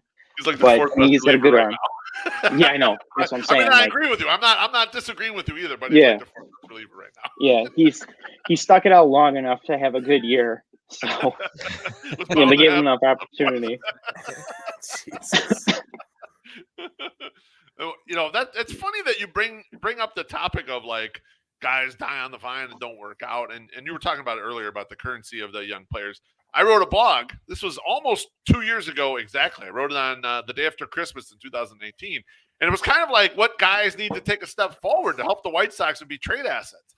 And the guys I wrote about in this blog, I'll give you just give you a quick list of people that I wrote about. I don't think any of them took a step forward. I wrote about Matthew Thompson. I got Andrew Dahlquist in here. I got James Beard, Bryce Bush, Benjamin Bailey, DJ Gladney. And I don't think any of them have upped their trade stock and become good trade assets. Have they? No. And I actually think Bryce Bush may have retired. So can kind of take that. He had a lot of, like injury issues. So at least that's what I saw.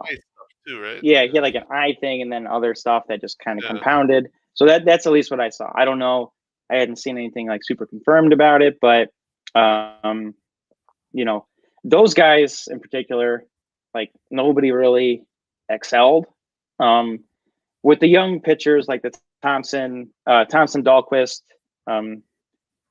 Kelly, like they were young, and at least for Thompson and Thompson and Dahlquist, they had like 3 innings professionally, and then a pandemic, and so they were only at the alternate site. So, right, that's bad. Some roughness was, I guess, to be expected. They had aggressive assignments, so they didn't do good. Like, there's no real,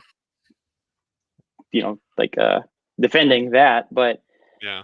I mean, I still think with them, they showed flashes of what they could be, of the stuff, why they were drafted, where they were. So at least those were there.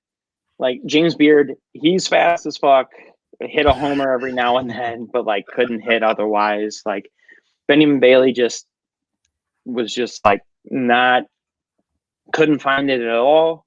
During the season, Gladney was just, he's got the pop, but just wasn't making contact. Forgot. Oh no! I think we lost the volume there. You good? Am I good? Yeah, you're good. Yeah. I just heard you. There you go. You're back. Yeah. Okay. Sorry. No problem. Yeah, so I forgot who else the other player you mentioned. Those particular guys didn't really do much. That the Sox were depending on to use as currency in a way that it didn't really take the steps that we would have hoped or expected when people want to go out and make all these trades. They're the top prospects in our system, but again, the Sox system right now is bad. It's rated as the worst one, but there's also a reason for that, because if you look at the major league roster, all those guys are up. In a normal year, Garrett Crochet isn't right in the major leagues. Right. Yeah. He's working his way through. So the system would have been inflated with some of those guys, but the Sox are trying to win now. So it's all hands on deck. But it's nice that they were kind of going younger, at least in these more recent drafts. But yeah, they really need to, with those younger guys, kind of get them all right, they had their first full year professional. And again, for a lot of those guys, this is their first full year professionally. It's different. They're not at home. They're learning how to be professional baseball players. I know we think it's you're just robots, go do it. But they have to learn how to do it. They're young kids. So it might take time to get in the swing of things.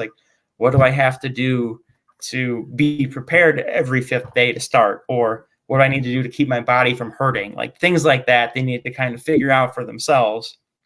And you can't always expect young, raw talent to just be ready to go from the jump. Especially when you put some money in their pocket and they have access to Hooters in Maryville, Indiana, or Bottle of Barn in the city. I mean, and women literally throwing themselves at them on Instagram. So you got to figure this shit out. I get it. I mean, I was there too, so I understand what they're going through. Wait, you had money and women? No, were I couldn't even say it with a I don't straight believe any of face. this. I just totally lost it. That's Sounds that's like all totally lies bullshit. right here. That's all bullshit. I think there was like 6 weeks once that I had a positive bank account. And I lived large that week. So let me boy. tell you. Good boy. So we talked about a little bit there about prospect capital and guys you could trade and things like that. So like, who are the guys that you would expect at this trade deadline? If the Sox are going for it, they're in a tight division race with the Tigers, and Yes. Yeah, seriously. and we're trying to get there. Who are the guys that are your big trade pieces at the deadline this year? Yeah, so I think for what teams would ask for, I think if the Sox are trying to make like a big acquisition, I mean, I think they would start with Norge Vera right away. Okay. I don't see the Sox moving him, but I think that's where they would start with that because shoot your shot, you never know. Is like the realistic ones, or the more realistic ones I see the Sox maybe parting with are some of these younger guys like a Brian Ramos, maybe a Victor Quezada, Wilfred Veras. Like those were young guys that I want to say Quezada was in the DSL and Veras was in the ACL. And they're the good thing is they were young prospects that hit and did well. Like they showed power. They got on base. Those are intriguing tools for young guys to perform against older competition. So I could see teams being interested in the lottery ticket in that regard. Jose Rodriguez, I think, would be one of those prime guys. I mean, like I don't really think anybody would be off the table. Like I could see Jake Berger getting moved because like where is he going to play? He's kind of Right. Like I'd trade Yoelki, I'd trade Adolfo. Like that's if you're improving the major league club and like Adolfo's not going to be a part of it, or Yoelki might be next year or like in September. Like if you can get better now and somebody wants them, yeah. Okay. But like I would steer away from trading, like a Colson Montgomery or like Wes Kath. I don't think they would want to move them because they just drafted them, the lefty bats. I think they kind of want to bring them up together through the system. They do have some intriguing young guys, but it's just like the system is so bad. Like those guys are putting up good performances, but they stand out, and I'm sure they stand out to scouts. So like of the obvious candidates, I think like a Berger, Adolfo, Jose Rodriguez would be like probably Norge Vera would probably be the prime guys you're going to see like getting asked or maybe rumored to be like, this is what they're kind of looking to move or asking for as to, improving the major league club. Whether they do that or not, who knows? But those would be the best guys that are ready to help soon, compared to just lottery tickets that are, 19 playing in the ACL. Yeah, if you're gonna go for someone big, the kind of guys that someone's gonna say, look, I want this because I'm fairly certain of the result I'm going to get from this prospect, So like, yeah, got it. Cool. Well, Sleepy Harold, man, I really appreciate you coming on. It's always good to see you, and I myself learned quite a bit because I know so little about our farm system, and like it was just great to hear about a lot of these guys and just understand, like because a lot of names get thrown around, and to really get some substance to it and say like, oh, okay, well this guy's this far away, this guy's that far away, this guy's not quite what I'm thinking. Like if you would have told me 2 days ago, who's Anderson Severino, I probably would have been like, he's probably pretty good. They put him on the 40-man.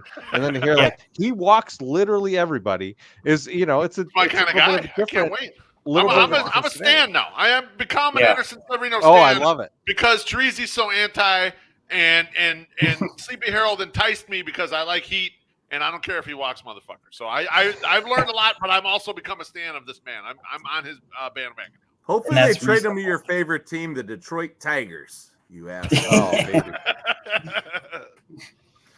Well, yeah. Thank you so much, Sleepy Harold, and we will talk to you very soon. One of the funnest guys at the park. Thanks for having us. Check out FutureSox. We got some international signing period stuff coming, and then our updated top 30 will probably be February, and also we'll cover who's added on the 40 man tomorrow. I'm guessing, unless they announce it tonight, probably tomorrow. But yeah. Thank you guys. I'll reach Thank you. Thanks. Tell Mary we miss him and love him. How's the kid? I will. I'll let him know. Yeah. Good? Yeah. Well, that's Uncle Ricky's kid. Kid's good? And mine, yeah. They're all good. How's your kid? Good. Did you crying? Oh, okay, good. Eating. Yeah, he's fine. Pooping, A lot of poops. All that shit. That's hey man, if the poops are there, you're good to go, man. Yeah. That's the one thing that they always get worried about. Like if the kid's not pooping, then there's a problem. And we never had that problem in this house. We do a lot of pooping in this house. Yeah, he's been good at that, so that hasn't been an issue. And Sleepy, tell my guy Mike Rankin I said hi and fuck him. What's that about? Yeah, you brought it up. What's this about? Okay, fine. We'll get this out of the way. I'm sorry, Treasy. I'm making the show lag a little longer. You're so good. I've been Okay. on the We'll Future just cut Sox your head. podcast a couple times, and I was on there the last year, and I thought me, him, and James had a great conversation. We're going back and forth, and we're getting into weeds on some stuff and just asking some questions, and then Mike comes out with a blog on Future Sox, top 12 podcast guests of the year. So I'm like, beautiful. I'm going to be on this. We had a great podcast together. The Beef Loaf not included. He gave me the double middle fingers on that, and I put it out on Twitter, and he's like, yeah, well, whatever. And he just kind of like blew me off. He's like, yeah, fuck you, like you're a low tier guest. And I was like, oh yeah, I see what they did. They took people that are more famous, but the podcast I was on was good. So he's on my shit list now, man. I can't. I know he got a promotion at the Score. Too bad. He's still on my shit list. Understandable. That's understandable. I'll have to talk to him about it. I'll say it right now. I appreciate you. Sleepy Harold, top 12 guest of the 108 podcast this year. I will. There we go. 100% correct. Love it. I'll write it in blood. Perfect. Perfect, boys. Thank you. I appreciate this. It was a good time. Sleepy, great Awesome talking to you, baby. to you. Take care, my We'll friend. talk to you soon. See you at the ballpark. Cheers. With my shitty Truly drink. Yep. Dude, Sleepy Harold is absolutely the best. So go follow him on Twitter. Follow Future Sox. Go check out Future Sox. Just fucking awesome stuff. And like, dude, it was so awesome just to like I'm like we all know this. The three of us are not prospect guys. We don't know shit about that. Nope. So it's awesome to hear from somebody who's like really paying attention to it and really filling that kind of those gaps in for us, because like we hear about these guys and we Beef, we used Jose Rodriguez in 47 of our trades because like everyone's been saying how good he is. Tracy, I like the way you brought this over because you were like, he kind of added context to like what we hear. So we hear bits and pieces of shit, and he kind of like brought it all together for us. So we're like, we get a little clearer view of like kind of how it all looks. Like you're right. We put Jose Rodriguez in 20 trades, but then he kind of synthesized a little bit. It's like, okay, here's how he got here. And then here's the way the forward's looking, and then it's kind of like you kind of get that feeling of like, well, maybe I don't want to trade this guy, right? Like because there's some like, context. I don't know. You get the things like we put a lot of guys out there in trades, and like you start to hear more about him, and you're just like, well, that guy's not worth that. That's like no one wants that guy. Like the book's out on this. He sucks.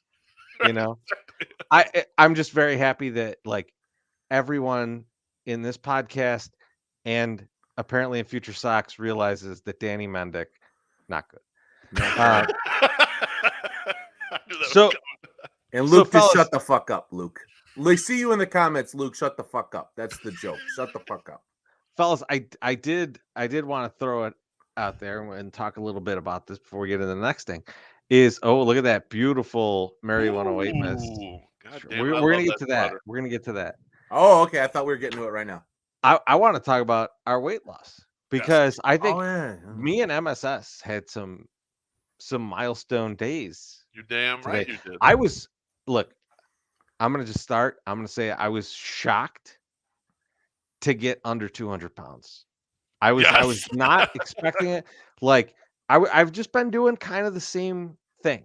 I've just been like exercising, not having like a lot of snacks, not drinking a lot of alcohol outside of like, doing the podcast or being out on the weekend.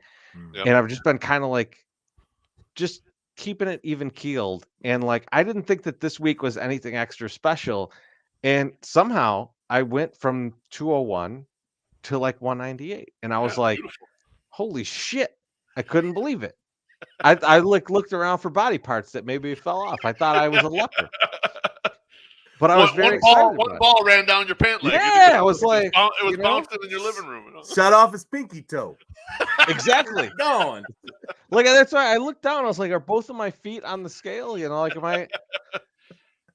So MSS, was it the same for you? Like, were you surprised?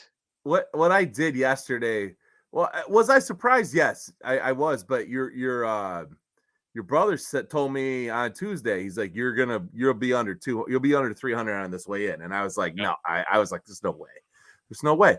But when I was back home, which would be like, I was there from Thursday to whatever, Sunday. And I did not eat like what I normally would eat when I was back there. Like a lot of fried foods, obviously, because when we come home, and this was similar to when I lived out west. I don't know if you guys know, but I used to live out west. I lived in California.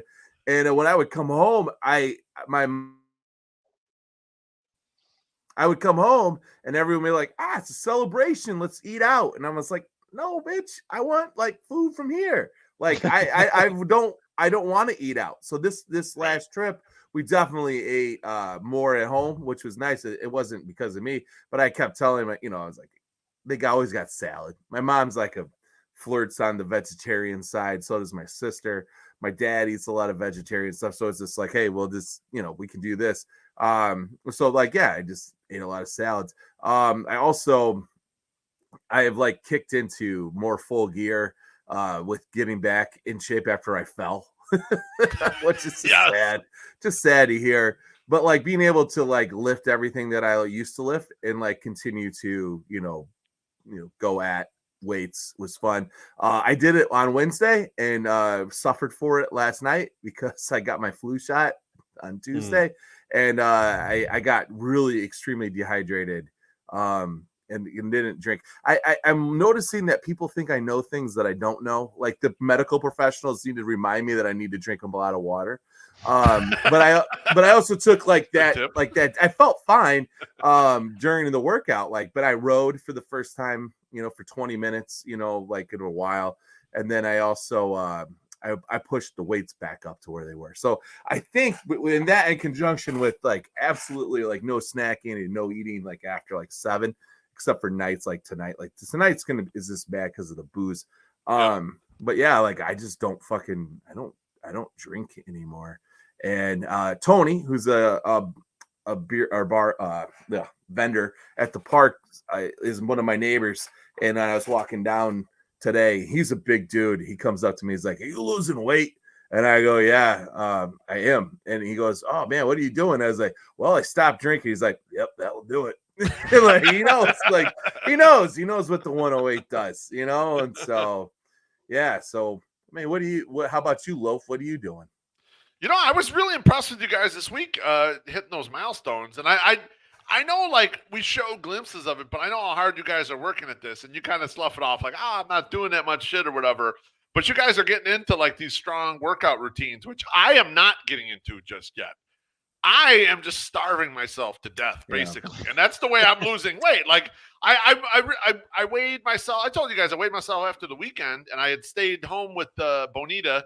Her and I were here. Mrs. Beef went to Iowa City to watch the Hawkeyes game with her girlfriends from college. And we ordered out a couple times or whatever. And I was like, oh, man, I was impressed. I stayed at the same weight. But I was still kind of hanging around there, going into when I weighed in on Tuesday morning. So I'm like, all right, I gotta do this. So I I fasted again. I did 36-hour fast. I mean, the thing that seems to be working for me is just don't eat at all. Like water and coffee. Oh, Yeah, I heard that makes you lose weight. Who knew? You lose weight, don't eat so much, you fat ass. And that's kind of been most of my approach to this point. Now, I think eventually that's going to slow down. I'm at the point where I've lost 20 pounds, basically, 19.6 pounds. I'm down to the weight that I would normally consider myself at this age, weight. Kind of all around. So I think I've trimmed, I think these 5 weeks I've trimmed off the baseball weight. Now the real game starts, and you got to start going downhill with the real game. I've been talking to Bonita Stakey. We're thinking about going a little more vegetarian, vegan kind of during the week. I'm not giving up meat. I love meat. I mean, I love steak, but I think I'm going to just get a lot more vegetables into the diet. Yeah, during the week. And just kind of like, maybe we'll do some fasting, but maybe we'll just go with the vegetables a lot more and see how that turns out and try to trim it down. I've been riding a bike a little bit. I've been trying to like at least do some activity because it's getting tough. I used to go outside and walk a lot, and MSS, you and I go out there and hit them hills, but it's getting cold. And so like my only walking is kind of to the office and back, you know, when I'm trying to go get to the car or whatever. So it's getting a little tougher with the exercise. So I got to really push the diet part. But the one thing you brought up, MSS, that's I think has been huge for all of us is just turning down the volume a lot on the booze. Like just getting that out of there is like extremely important, I think, for all this weight loss. And just to hit on it as a team goal here. So far, so it's been five weeks of weight loss, 5 weigh-ins for us. As a group, we're down 45.5 pounds, or 6% of our total body weight as a group. That's pretty good. I was when I put that in the spreadsheet, I was like, we did a good job these first 5 weeks. Got a lot more to go, but we've done a good job so far. Yeah. No, it has been, and I was happy to see that this morning. And Jack, I'm glad you showed up because post weigh-in, I might have dropped some friends off at the pool. Dropped some friends off at the pool and took a piss, and I lost 2 pounds. So it wasn't like I shat 2 pounds. I just want to make that very clear. That was not the case. But that's what happened. It was not but 2 pounds. I definitely peed a lot. Happened, Tracy. He's like, shit. No, he said it wasn't 2 pounds. It was 4 pounds, but he ate a beef sandwich while he was on the toilet. I was sitting. Yeah, I mean, it's the cleanest room in our house, so that's usually where I take care of most of my eating, especially while shitting. It's definitely my number one place to go. I just was waiting for Jack to show up to say that because we had talked about that because he was upset that I didn't say hi to him when I was at the post office the other day, and I said I asked for him and he was pooping, so then he threw the poop joke back at me, and I wanted to make sure that he knew that I was still thinking about the poop jokes. A lot of dung talk. All right, go ahead, Teresa, get this back on fucking schedule here. Beef, tell us about YouTube, man. I will. Subscribe to our YouTube channel. If you're watching us on a live stream right now and haven't subscribed, make sure you tickle the undercarriage of that subscribe button and get on board. If you're listening on the podcast feed and have never enjoyed the eroticism that is the YouTube version of the show, come to 108.com, come to youtube.com/FromThe108 and hit the subscribe button. Our previous goal was 1,000 subscribers, which we've hit. So now the new goal, 2 million subscribers. I want to get in the same stratosphere as the Minecraft YouTubers that Bonita Stakey watches. So get your ass in there, subscribe right now. Thank you. On our way to 2 write million. New ad copy? On our way to 2 million. I'm excited for it. My Sock Summer. What was that you were holding up? Look at that shit. Look at that guy. What is that? Listen, is that the Mary 108 Miss Christmas sweater? It is. Teresa's been asking for me to do one of these for forever. And if you get in there, that's a little goose, man. It's a little goose. So buy these because they're fucking awesome, and you want to wear this to all your holiday parties, and you want to shove it in My Sock Summer's fucking stupid face that this was a good idea, just like I do. So right now, not a good idea. They're going like hotcakes. They're going like hotcakes. They're doing pretty well. It's the problem. This is actually Brewhand Luke's. Just so he knows, I just grabbed it. We got that. I mean, we also have the crew necks. This is what the kids like. I like them too. I got the navies and I got the blacks. So if you want to get in just the crew neckville, like maybe the ugly sweater's not your fucking style, you know, that we got these too. But I don't give a shit. I'll sell these to you in fucking in the spring. I need to move these motherfuckers right now because nobody wants to wear no Mary 108 Miss fucking sweater like in 2 months. I'll wear it all year long. Let's do it.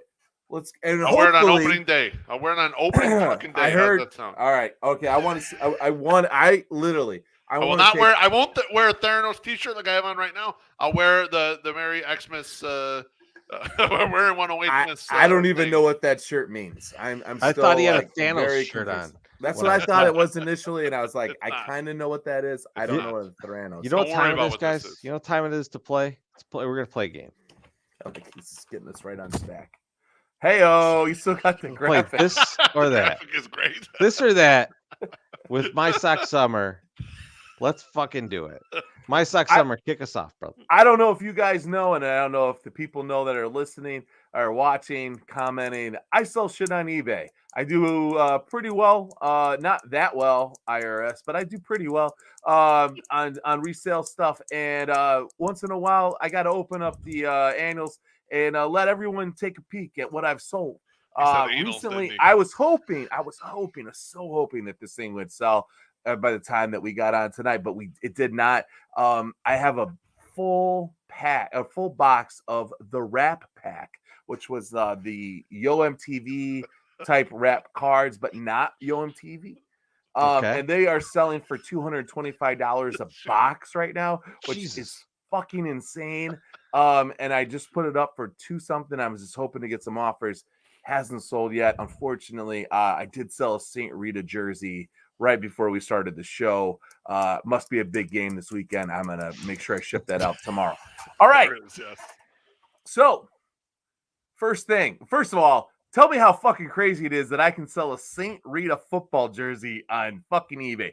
That's wild. insanity. Yeah, Okay, that's just insanity. impressive. First up, workwear. I got a Hertz. You know the rental car company, Hertz? I do. Yes. Yeah. Hertz jacket. It's a quilt line Cintas jacket. Okay. Signed by I OJ found Simpson. it at a thrift store. A little For bloody, very slightly low bloody price. jersey. He wiped off the blood. Don't worry. Size 3XL. Okay. It's a long. So like I bought it for myself because I was like, I might wear this. And then I would like put the long Why are on. you wearing that? And it was just I was dripping. And then Got not his like white Ford Bronco. And so anyway, that or a nice, you know those mesh jerseys from like the 80s? One by None of- Champion. none It of says those are Champion nice. across it, has the Champion logo. yeah. Also found at a thrift store. So I got the Hertz work jacket, gray, very nice, or the Champion mesh football jersey that had the little Champion thing on the side, plus it across the chest. So it was just a big champion. It wasn't like it wasn't a school. It's not a school and nothing. It just says Champion on it. Yeah. I'm gonna go Hertz. I'm gonna go Hertz on this one. Okay. You know what? I mean, my Sock Summer usually has these lineup sort of close in price. This is the first one in a long time where I think the Hertz one has to be like multiples of the other stupid jersey. Treasy, you want to do a little side bet on the margin? Because I'm going to go Hertz too, but let's do a side bet on how different the Hertz is than the Champion jersey. All right. What do you got? 3X? I think I'm going to say that it's 2x the Champion jersey. Would you take that bet? You say it's not. I'll go under that. I'll go Okay, under. so I say it's at least double the price of the Champion. I'll bet $50 right now. Sure. Oh my Good? God. Okay, let's go. Can I get a cut of that? No, you know. Let's go. All right. So Hertz jacket, $35. Fuck. Champion mesh jersey, $30. $5 difference. God damn it. We All both all right, $50. We're both right. But I owe Yeah, you so $50. there was nobody got a point on that one. No, we both got a point because we both got it. We Right. both got it Well, right. I thought you could just do it as Just cross us off. yeah, I mean it Okay. equals So it's like bags. it's like Yeah, no one exactly got, no one that got was a in my point this head. round. I was like, you just got cornholed. No one got a point this round. Hey, take it easy. Whoa. It's not that part of the show. So I also buy stuff when we go to like the Sox garage sale. Now people are like, oh, do you buy like the used helmets, the baseballs? What do you get? No, I buy stuff that you might not even think that you would like to buy. And this is actually two of the things that I bought at the garage sale for $5 a piece. They are batting gloves that the players never used. that they were brand new, just sitting in a bag off to the side. I was like, you know what? Fuck it. I'm going to buy some fucking batting gloves. They're worth more than $5. Maybe I get 25. First item up, Nike Huarache Elite MLB Mother's Day pink batting gloves versus a brand new pair of Franklin adult 4th of July colored batting gloves.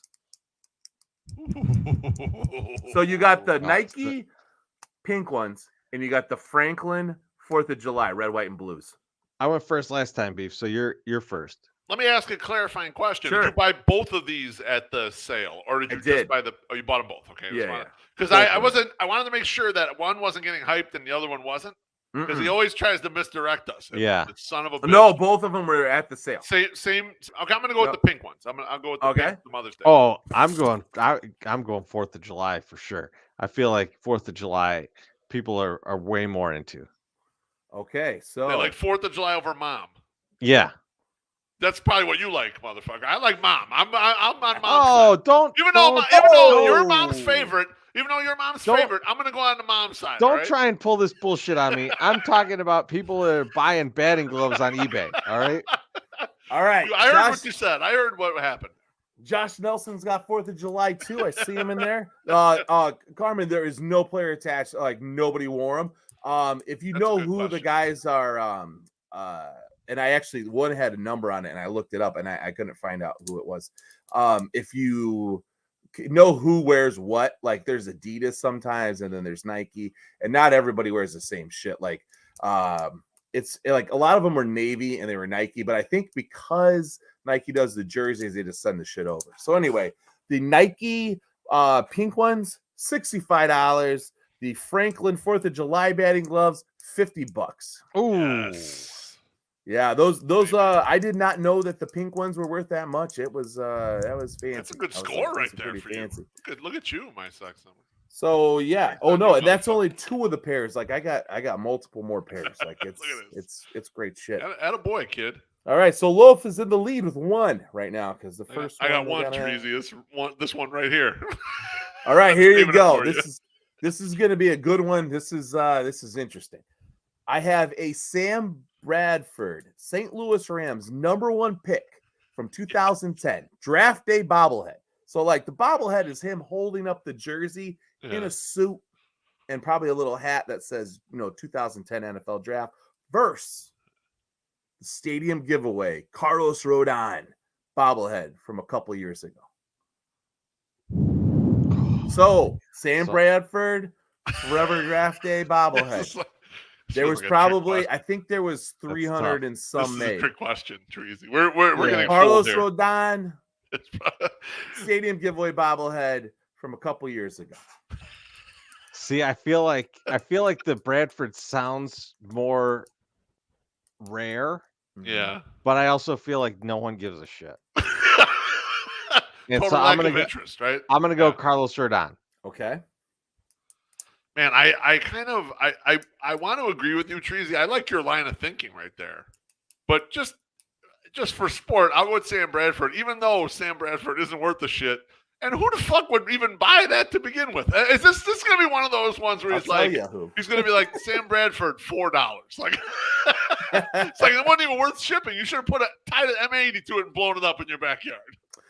I paid $10 for that Sam Bradford bobblehead at a thrift store, and I sold it for $49.99.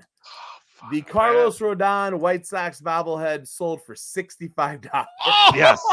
Now, here's the deal, this is the funniest part about I had it when he said that amount. The whole deal is that Carlos Rodon bobblehead, when it was released, you could not give those away for $10 a piece. Like, you just couldn't. Like, no one wanted them. No one wanted them. Guy throws a no-hitter. Everyone wants one. So, I know Josh has said that he has 3 of those bobbleheads. Good luck getting that price. I was surprised when the guy paid for it, too. I actually refunded him some money because I know that dude. Did the one you sell, like, mistakenly have his dick hanging out or something? Like, was there some special feature to this or what? I mean, I guess it had the trimmable pubes option that only a few of them have. You get the Sod Father's mowing lawnmower to help you out. Now the guy that bought the Sam Bradford bobbleheads like was engaged in conversation with me and sent me a lot of messages through eBay, which was not as creepy as you would expect, but still He pretty said, creepy. I am I see what Sam happened. Brad. I see what happened Sam here, Bradford. Trees. He If goes, my Summer would have just had sex with this guy, the Sam Bradford would have won. I'm disputing this. He goes, This competition. It was actually Sam Bradford. So he goes, hey, where'd you If come you would've across fucked this? him, though, I would have been $80, and I would have won this contest. He asked me, he goes, where'd you find this? And I go, well, I was at a thrift store in Northern Illinois. He's like, that's crazy. When I went through St. Louis, I just remember that. And I go, oh, cool. And he goes, I actually have another one of the draft baubles from that year. If you would like to buy it, and it's the guy from the Jaguars. It's another fucking quarterback. Like Bortles. Maybe. I think it was Blaine Gabbert or something. Blaine Gabbert, yeah. So anyway, he's like, yeah, actually no. He's like, I am just collecting the draft day baubles of the overall number 1 pick. And he's like, and you're the only one that has it on eBay. This shows you, like, there's a lot of people. I have a blog on the back burner that I haven't touched in weeks.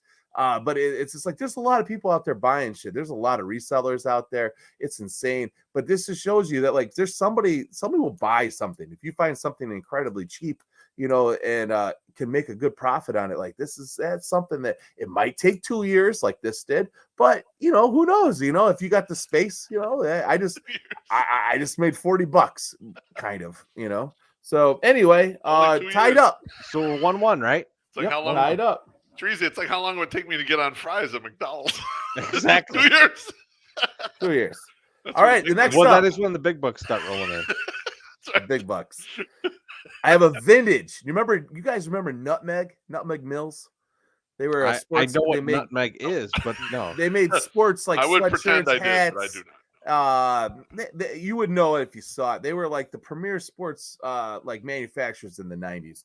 So I have a Nutmeg Mills Notre Dame hat, snapback, or a kid's educational toy, Gizmos, Gears, and Gears building set, which was brand new in the box. So vintage Nutmeg Mills, Notre Dame hat, or a Gizmos, Gears, and Gears.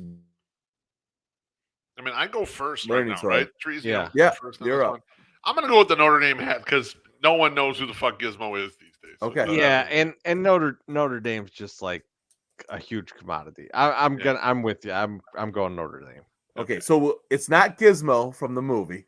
It's a toy that they build gears with and stuff. It's educational toy. Still the right decision. The Nutmeg Mills hat, $10.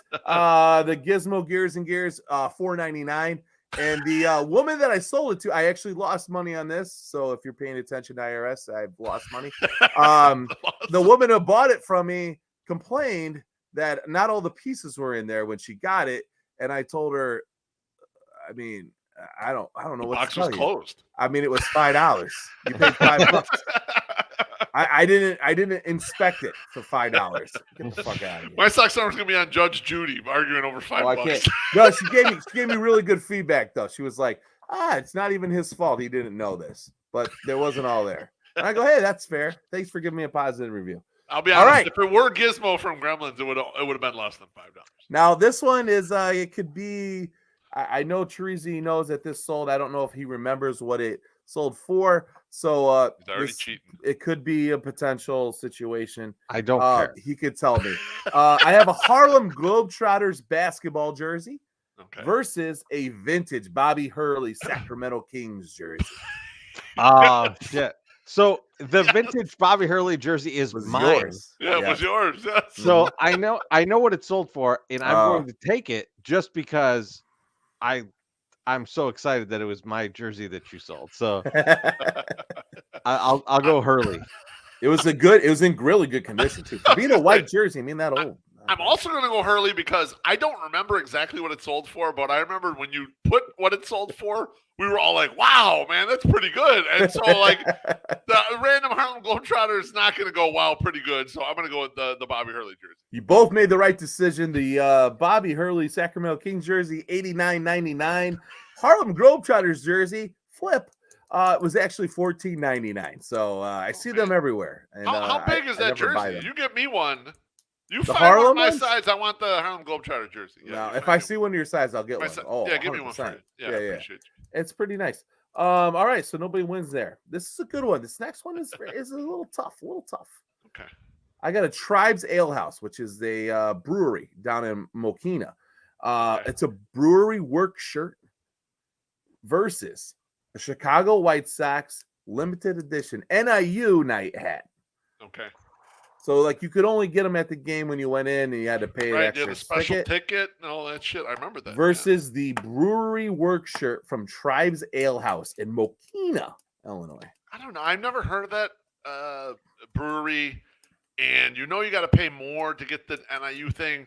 But this feels like a huge trap. So I'm going to go with the brewery bullshit because I don't believe it's higher. However, my Sox owner likes to make me walk into a trap when I'm first.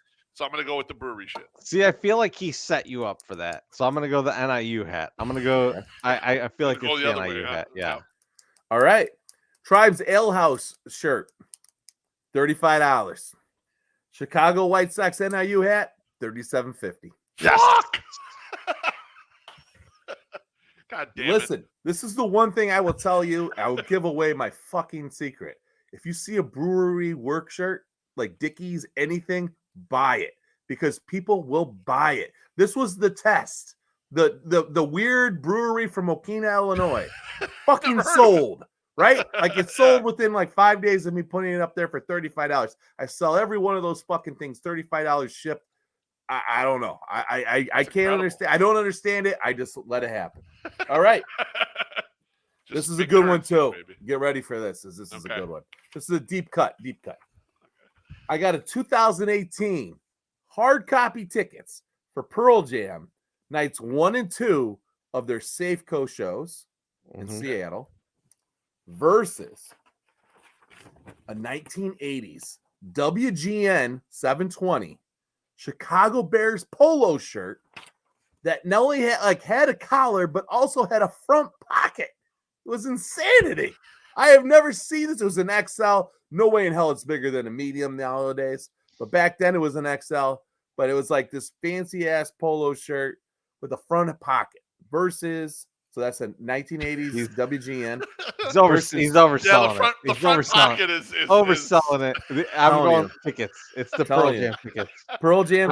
You know what? I don't like all the front pocket talk. I got to be honest with you. The front pocket, it's upsetting me. But then I don't know because I got tricked last time, Treasy. You saw that I was getting tricked, and then he tried to trick you with the stupid front pocket. Who wants a polo shirt? I'm thinking of a golf shirt. Who wants a golf shirt? Fucking front pockets. Who the fuck wears that shit? I'm going with the front pocket shirt, obviously, because it's so ridiculous. It's got to sell for more. He's just so dumb. All right. The Pearl Jam nights 1 and night 2 at Safeco Field, 50 bones. The 80s WGN 720 Chicago Bears polo shirt, $45. Yuck. I thought you say $90. I say, yeah. I was surprised I got 45 for it. It's a pretty cool shirt, though. I would have kept it if I was an XL or a medium, So, yeah. No, that was good shit. All right. Who's ready for this one? I'm not going to sell shit on this one. I'm upset right now. All right. So, Treasy right now is in the lead 3-1. Yeah, he's beating my ass. Beating you. I'm on tilt right now. I got nothing. Bitch. I got nothing. I'm getting crushed. I know. It's not good. I got a NECA Head Knockers, which is just their fancy way of saying bobblehead. Buddy Holly bobblehead versus a McFarlane. McFarlane, Tom McFarlane. He makes toys too. A Sleepy Hollow 3-piece box set. Ooh, Sleepy So Harold it's a head. All right. Yep. Sleepy Hollow. The Buddy Holly bobblehead versus the Sleepy Hollow box set. It's actually the headless horseman guy. He's on the horse or something. So it's a headless Johnny Depp running around. Who's up first? Damn, I'm up first. The explanation on the Sleepy Hollow thing was so terrible that's definitely the thing that sold for more. I have no idea what it is even. I couldn't even picture what was sold. I have no idea if it was in a box, if it was in a bag. The If it was a McFarlane, large piece of art, I have no idea what it is. I have the McFarlane Ozzy Bark at the Moon thing. Yeah, they it's make not worth. It's not worth shit. Mm-mm. So I'm gonna say it's whatever the other thing was because I already What? forgot what the other thing was. Buddy Holly Buddy bobblehead. Buddy Holly bobblehead. I'm taking that. So, just to give a background of this story, I went down to someplace, I think in Portage, Indiana, to a guy's chiropractor shop to buy this bobblehead, along with many others, because I saw this bobblehead and I go, I've never seen that before. And I ran a Google search and it came back with an insanely high number for the ones that were available online. I said, I need to get down there and buy this before some other dumb fuck goes and buys it and then sells it for more. So I went down and bought a shitload of this guy's bobbleheads. Have since tripled not that one though. I have done very well on those bobbleheads. The NECA Head Knocker Buddy Holly bobblehead was sold for $199. Jesus Christ. The McFarlane Sleepy Hollow 3-piece deluxe box set sold for $79.99. Wow. That's That's Still, both of those are awesome. $5. Yeah. That box set, I think I paid you like $10 for. So I mean, it's still a great fucking combo. No question. Damn. So who won that? Treasy. I got that one. All right. Wow, you're getting whooped. What's funny is I won the first one. You did.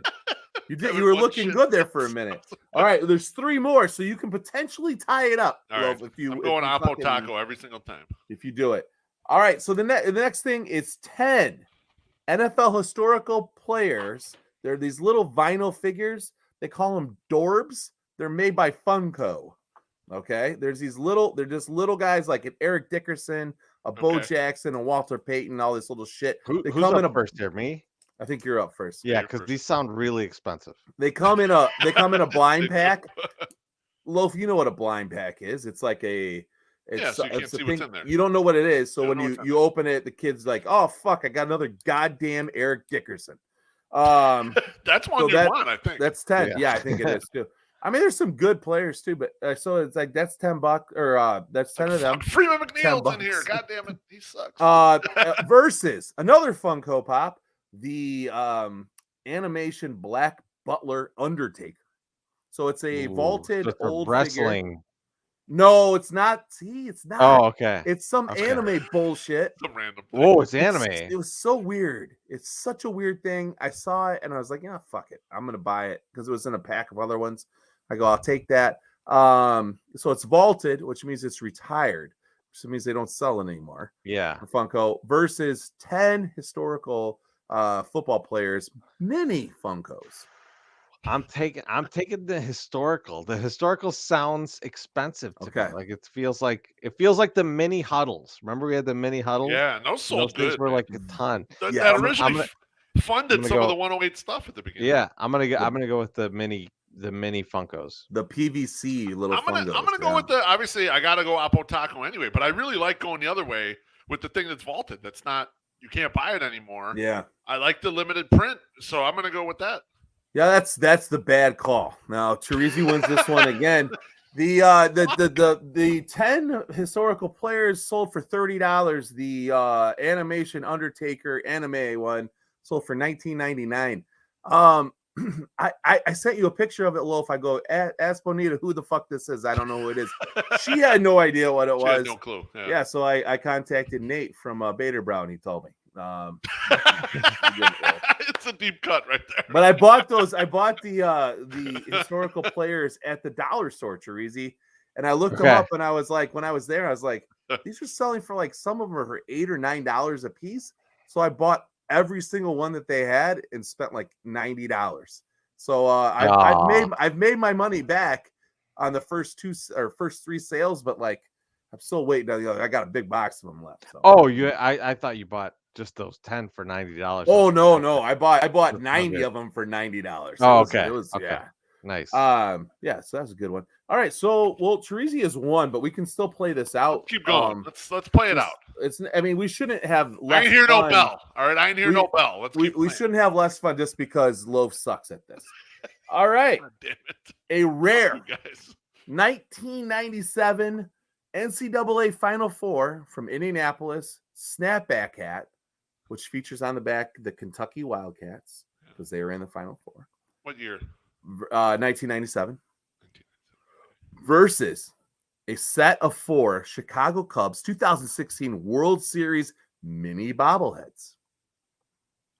I'm first, right? I'm going to go with the Cubs because With the Cubs. Kentucky is in the Final Four like every other year. So I'll go with the Cubs. I'll give you the comeback. I will take the snapback hat. Okay. Snapback hat. Kentucky guys, $45. The set of the Chicago Cubs World Series bobbleheads, $49.99. Ooh, you snuck it out. You I snuck didn't it think we out. had it.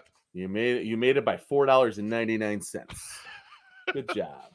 Now this one is who's for on the 97 Wildcats? Is that like I don't Walter know. McCarty? Who the hell's on that team? I can't even think. I don't know. My uncle, when he moved out to Arizona, he gave me Is that like boxes Tony of stuff. Delk? Like he just Tony Delk is awesome. Tony told Delk you was my- awesome. I told you Tony my Delk could Tony really Delk play. story, right? Oh no, I don't think so. I've never told you my Tell Tony me Delk this story. shit. No, I've never heard this. Oh Tell me man, Tony Delk used to play for the Suns. And when I worked for Alice Cooper's restaurant, I don't know if you guys know, I used to live out west. Like I was right across the street from America West Arena. So I was working at Alice Cooper's restaurant, just right across the street. Tony Delk used to come in for lunch all the time. He came in during March Madness, and then we had a big thing on like in the front of the restaurant with the bracket. He walk in every time, he'd be like, "Man, you might as well put Kentucky in the Final Four right now." And I was like, "Shit, we're not putting that up there." And so me and Tony Delk used to talk shit to each other for like 22 seconds before I sat him at a table. I met Tom Dugliata there. That was awesome. Who else did I meet there? Jason Kidd, who almost got attacked by a pigeon. He was very afraid of the pigeon because it was just sitting there. But anyway, Bizarre. Beef. yeah, You Tony know who was Delk. on that team?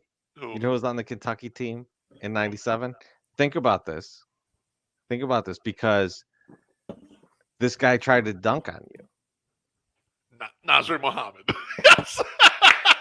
That is the right era. I'm a moron because I was playing high school basketball in '96. Right. So Right. And so, so like, yeah. it's like that era. Like yeah. So Josh Nelson put in the comments Antoine Walker. Yep, that's that team. Antoine Walker, Nasir Muhammad. Like the Chicago wasn't Antoine guys. Walker still there? That's a good question. I think he was. I don't think he. Okay. So he would have. His first year would have been '95. I don't think he. He didn't leave that early. Junior, but Okay. yeah, I think he was probably still there. Yeah. The Nasir Arizona, Muhammad. the Wildcats did win that Final Four. Nasir Muhammad, when he went down to Kentucky, they got him in shape. But when I played against him in the Kennedy King Summer League, he was 7 feet 300 pounds. Yeah. He was a load, baby. He was a good player. I mean, in high school, even a fucking awesome player, but still. What a stud. Yeah. What?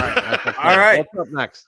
This is the last one. And I don't know if Beautiful. Luke's here still in the chat, but I pulled this one for him. Oregon Ducks youth replica jersey. Sko Ducks versus a very rare and very limited pair of Crocs featuring the Swedish chef right on top of it. Yes, the Muppet from the Muppet Show. I know which one I I'm would- taking that. I'm taking the Crocs. I'm taking the I know Crocs. I'm behind. I'm taking that as well because that's the one I would want to own. I'd want to Yeah. have a pair of flip flops like that. First off, I don't know how I came upon these, but I came upon them in a thrift store. I've only seen international sales, never seen a sale in America. I don't know why. Oregon's Ducks jersey, $35. The Bistro Swedish Chef Clog, $89. $45, baby. I think I paid $6.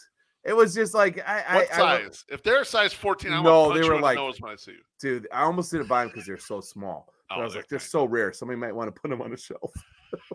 Look, I don't know.